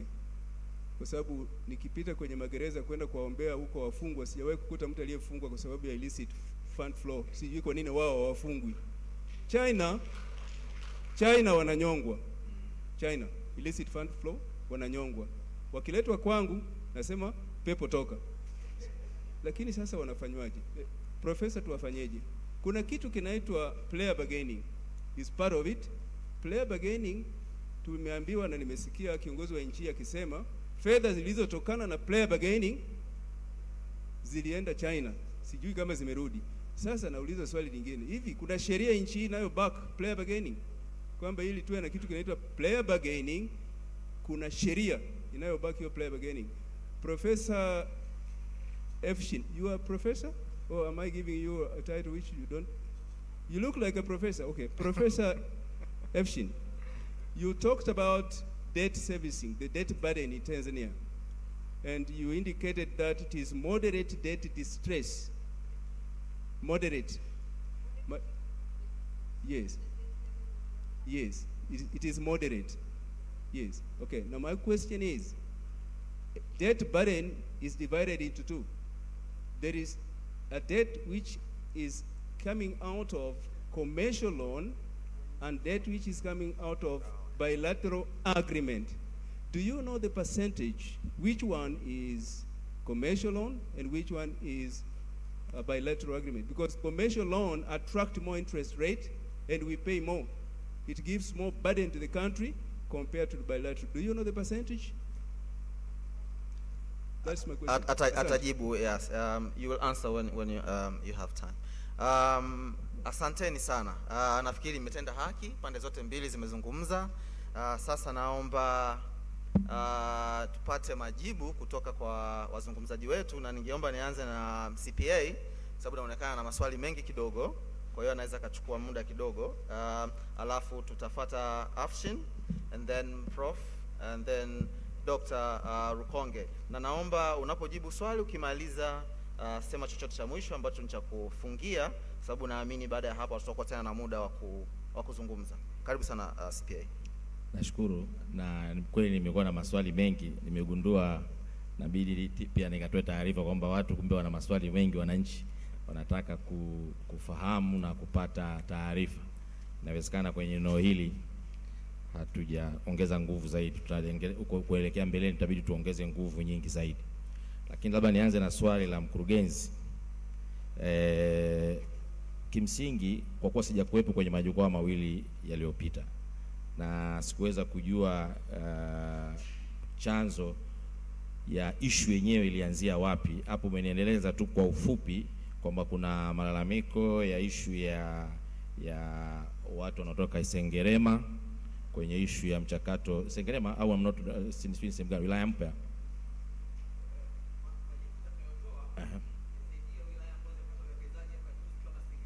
Okay. Kwa highlight. Okay, sawa. Sasa kwa kuwa majukwaa mawili yaliyopita sikuweza kujua na sina information za kutosha kuweza kujua uhalisia wa issue yenyewe, nitakuwa sijafanya haki kama nikitoa majibu ambayo yako hayajakamilika.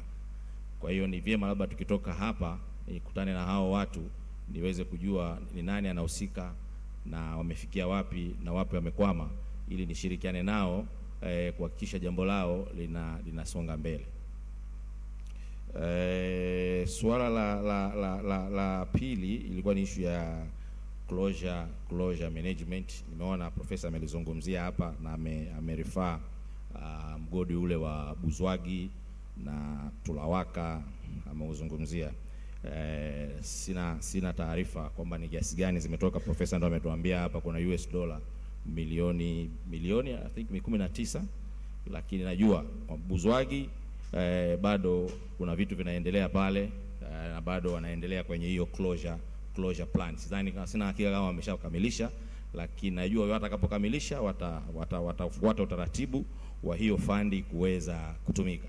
Lakini niseme tu kwenye zile rehabilitation fund, si kweli kwamba mpaka ufikie mwisho, kwa sababu wale wanazifanyia provision yearly, kila kwa mwaka wanazitengenezea budget. Sasa ile fund wanaiweka wapi, hilo ni swala lingine ambalo haliko upande wetu sisi. Rehabilitation fund ni deductible cost na sisi tunairuhusu katika mchakato mzima wa kampuni wa kutafuta faida.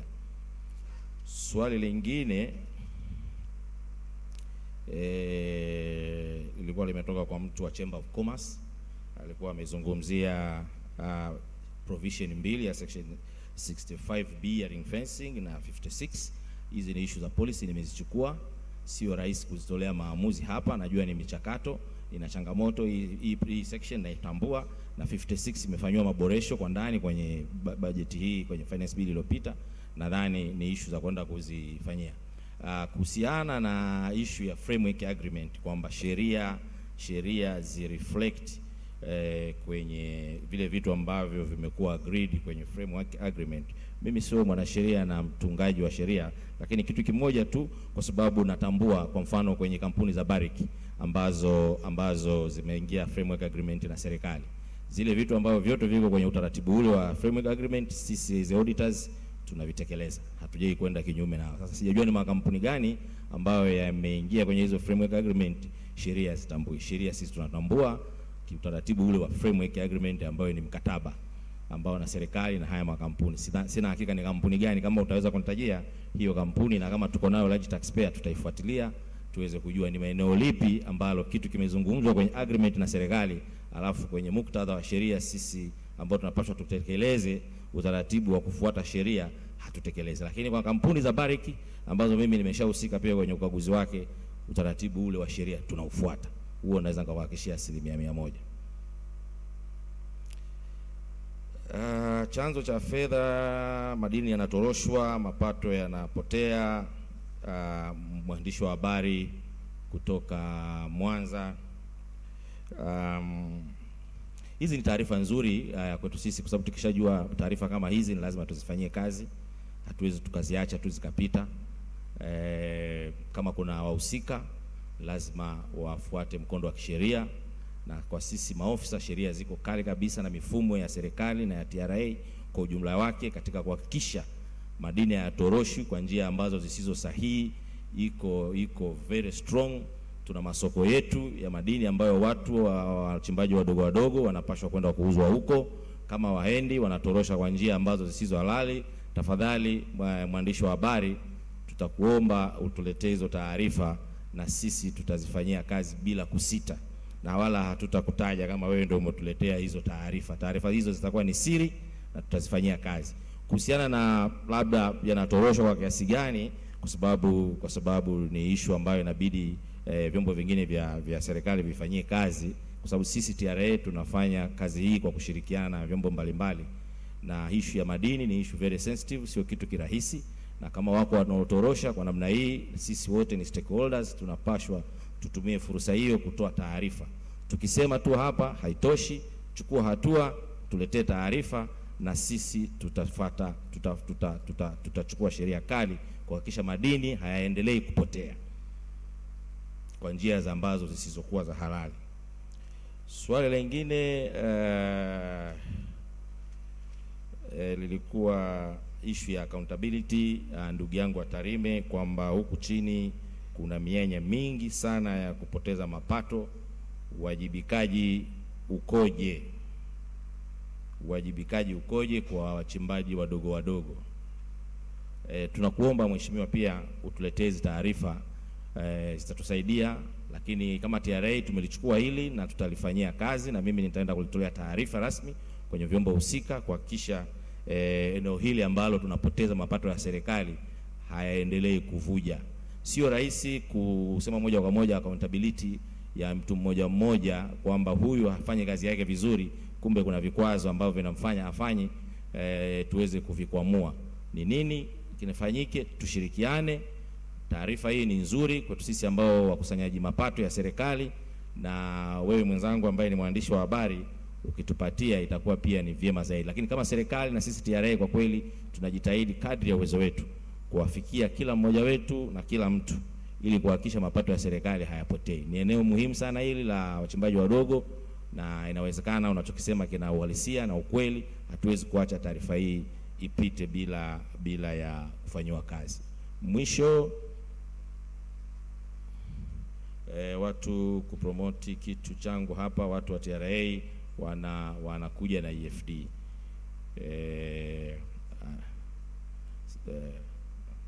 Okay, sawa. Nashukuru. Labda ni mwisho tunawashukuru wajumbe wenzangu ambao tumeshirikiana na haki rasilimali, muendelee kutualika sisi TRA, msiache kutualika, tualike, tushirikiane, tuone pale gani ambako tunaweza tukaboresha mapato ya serikali. Sisi kazi yetu ni kukusanya na tunaendelea kukusanya na mapato yanaongezeka. Tuendelee kushirikiana na Mungu awabariki sana. Baskofu there. Is it too? Okay. Can you be brief, please? Okay, thank you. This time I'll actually be brief. Okay. So there's a question behind there about any resource-rich country which gets climate finance through the extractive sector. Remember when I was starting my presentation the first time, and I said it's ironic that it's these resource-rich countries which are the ones with crippling debt levels. It's the resource curse. So as far as my knowledge goes, I have not seen any. And though the thing is that when we get the revenues from these resources, one thing with us is that we don't earmark, we don't ring fence and say this is for climate finance. We will direct everything towards the national budget, so that way we don't have targeted effects. Also, we are seeing countries trying to get more revenue from the extractive sector, so this is not directed towards climate finance. So this targeting towards climate finance is not something we are actually doing, which is why we are speaking about it, so we start doing it. And then, again, I'll speak on environmental taxes. This is my position, not Afradat's position. This is why I really advocate for environmental taxes. I recently wrote about environmental taxes for climate finance, and it goes to the question you're raising. I think we should have a side chat, and then we can even discuss that chapter. I think it would be a very interesting discussion. So briefly, that's my response on that. Then, the question you raised, which I think is an excellent point, the rise of commercial lending on the continent. And it's very dangerous because of the high interest rates. We tend to go for these loans because they're easier, and then we end up paying high interest rates, which boil down to the citizen, making our lives more difficult by the day. So I completely agree. There has been a rise of commercial lending. I'm not sure about Tanzania's figure, but I believe from my interaction with the literature on this subject last month, it was about 70% for the continent. On the moderate risk of debt distress, I'm not saying that Tanzania is, moderate risk is still risk. The debt to GDP ratio is rising. So the rise could eventually get it into a high risk of debt distress. So I'm not saying no cause for alarm. There is a moderate risk even, and I agree. The commercial lending is very dangerous for us as a continent because of the high interest rates. And I promise to keep it brief, so I'll stop there. Thank you. Karibu Prof. Abel, tutamalizia na Dr. Pia kama una neno la kumalizia pia ndio muda sahihi. Nashukuru sana. Josephine alikuwa anasema wanaoathirika zaidi ni halmashauri. Kwa nini hakuna contact person kule, tuwe na mtu anayeshughulika na hilo. It's true, na nafikiri moja kati ya tatizo kubwa ambalo tunalo katika sheria zetu, tunafanya vitu tu general tu, tunapata hela zote kutoka huko alafu tunaziweka kwenye basket alafu zinatumika anywhere in the country, lakini kiukweli ni kwamba wanaoathirika zaidi ya mtu mwingine yoyote ni wale wanaoishi katika maeneo ambayo uchimbaji unafanyika pale. Kwa hiyo ungetegemea kuwepo na namna fulani ya kurudisha kwenye hilo eneo ili kuwasaidia, lakini nafikiri swali lako lilijibiwa vizuri sana na Mheshimiwa Nusrat Anje ambaye alisema ametazama sababu ambazo zimekuwa zikitajwa kila mwaka, kwa nini mipango yetu haitekelezeki, kwa nini hatufikii viwango tunavyovitaka. Climate change imekuwa ikitajwa, lakini anatazama utekelezaji. Sasa haoni climate change ikiwa inawekewa hela ili sasa kama ni tatizo kama linavyotajwa, basi kuwe na corresponding amount ambayo itatatua hilo tatizo. Kwa unfortunately tumekuwa tukiitumia hii kama siasa tu. Ni jambo fashionable sasa hivi kutamka climate change na nini, lakini ule utashi wa kisiasa kusema kuna watu wanapoteza mali zao, kuna watu wanaumwa, wanashindwa kufanya kazi kwa sababu hiyo, kuna watu wanabidi wahame na matatizo mengi hata vifo, tungekuwa tunalichukua kwa uzito huo, pengine hata mipango yetu na utekelezaji wake ingeakisi haya tunayoyasema. Kwa hiyo we hope tutakwenda huko mbali zaidi. Mchwampaka hata Gibbons akaongea anasema taksi hapana. Jamani, naomba nizungumze kwamba mimi nilikuwa nazungumza matokeo ya utafiti. Kwa hiyo sio kinyondo anasema iwepo tax. Ni matokeo ya utafiti, na engineer Mchwampaka, moja kati ya watu walioishauri hiyo ni members wako kwenye chemba. Wanasema tunafikiri hiyo iliwe. Kwa hiyo sio mimi ninayetaka tax. Mimi ni nani nitake tax? Na hiyo ripoti nafikiri Police Forum wanaweza wakawapa yoyote yule ambaye yuko interested kuisoma kwa mapana. Hatuna muda kuielezea kwa mapana yake, lakini sio mimi ninayezungumza haya, bali ni watu ambao tuliongea nao ndio wakatoa hayo mawazo. Mengine coincidentally ni moja kati ya yale ulioongea kwamba wengine walisema pengine hata part ya CSR inaweza ikatumika katika kupambana na hiyo. Walienda mbali wakasema why not hata royalties, tuchukue sehemu ya hiyo, tuseme certain percentage, zikishakusanywa basi zirudi zishughulikie hiyo. Again, sio kinyondo anayesema hivi, ni wadau ambao tuliwafikia. Kwa hiyo naomba hili lieleweke. Kwa hivyo katika kumalizia, Bishop ameuliza kuhusu IFF na nini kifanyike. Kwanza nitetee watu wa TRA, ili ni tatizo la kidunia. Kwa hiyo IFF inaathiri hata nchi zilizoendelea sana. Kwa hiyo at a general level sio sahihi sana kusema labda TRA wana uwezo au wako na matatizo au na nini, kwa sababu ni tatizo la kidunia, na moja kati ya vitu ambavyo vinatajwa kama ni namna ya kutatua hili ni pale tutakapokuwa tukilitazama kidunia, tukishirikiana na wenzetu katika kupambana. Kama mtu anaiba hela hapa anapeleka Switzerland, anapeleka China, kama tungekuwa na utaratibu wa kidunia, basi tungeweza kumquestion China, kwa nini umepokea hiyo hela ambayo sio sahihi, ili turudishiwe.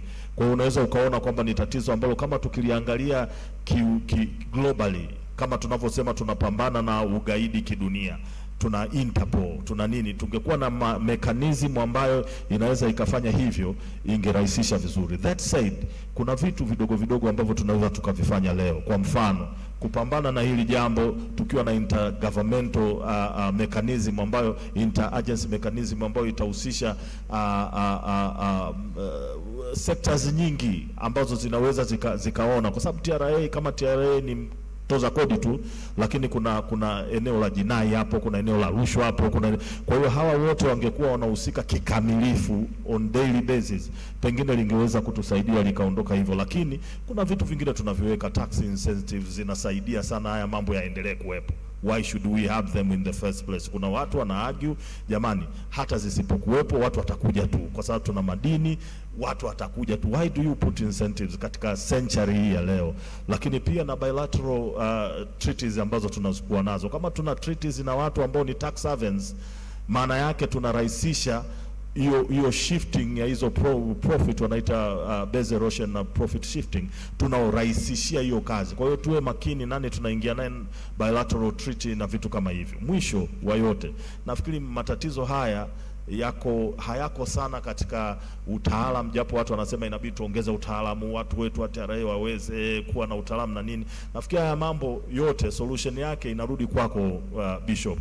Tuna matatizo ya kimaadili, tuna matatizo, hatuna hofu ya Mungu. Mtu yuko pale anaruhusu hili jambo litokee kwa sababu ya tumbo lake tu, selfishness. Wengine tuko hapa tunakuwa wakali sana na wizi, nikiteuliwa leo na kuwa mwizi namba 1. Kwa hiyo nafikiri jambo ambalo ni la juu sana na solution ya juu kabisa, mimi naamini iko kwenu, watu wa Mungu, ili tubadilishe. Tuna society moja ya hovyo sana ambayo kila mtu anageuka mwizi akipata kacheo, akipata ka kitu. Hata wengine unashangaa, wewe ulikuwa unabishia haya afu leo ndo unafanya the same thing. Kwa hiyo nafikiri mzizi mkubwa uko pale, na ndio maana mtu anaweza akafanya hivyo alafu akaendelea kuachwa, mambo yakaendelea kuwepo.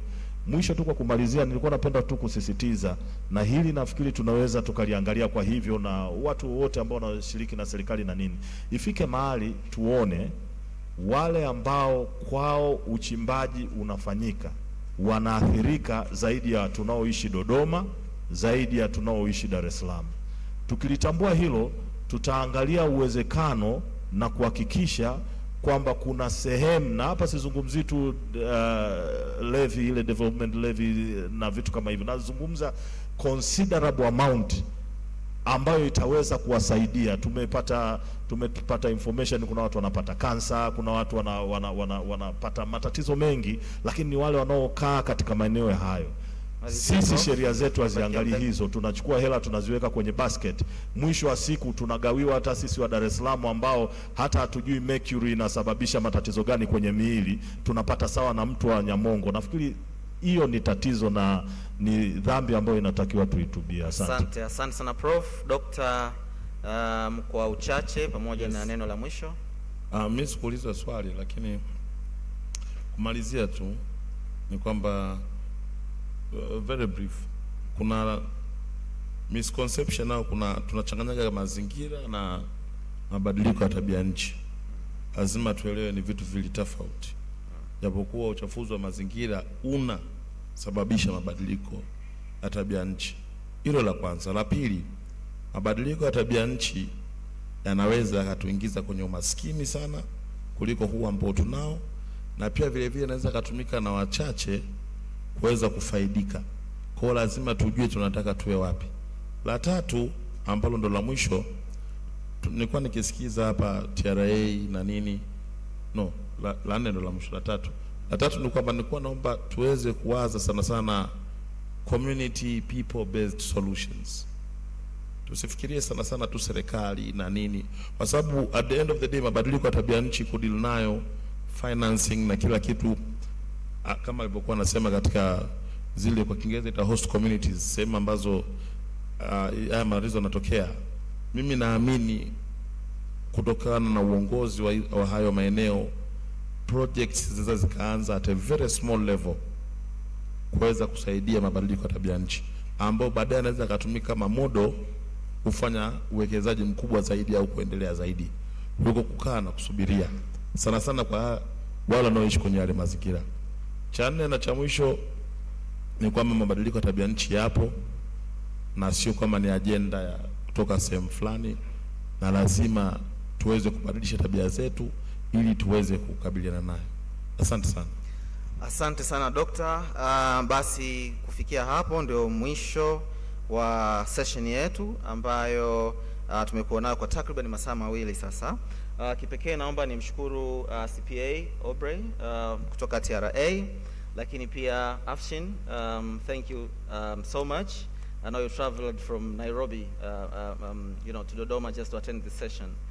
Yes. Asante sana Prof Kinyondo, lakini pia asante sana Dr. Rukonge kwa kutenga muda wenu kuja kuzungumza nasi siku ya leo. Pia kipekee naomba niwashukuru nyinyi kama washiriki. Hamjalala, mlikuwa mmechangamka, maswali yalikuwa mengi, na nawapongeza kwa hilo. Kwa wale ambao bado wanahisi kwamba wana dukuduku, hawajajibiwa maswali yao au hawajaridhika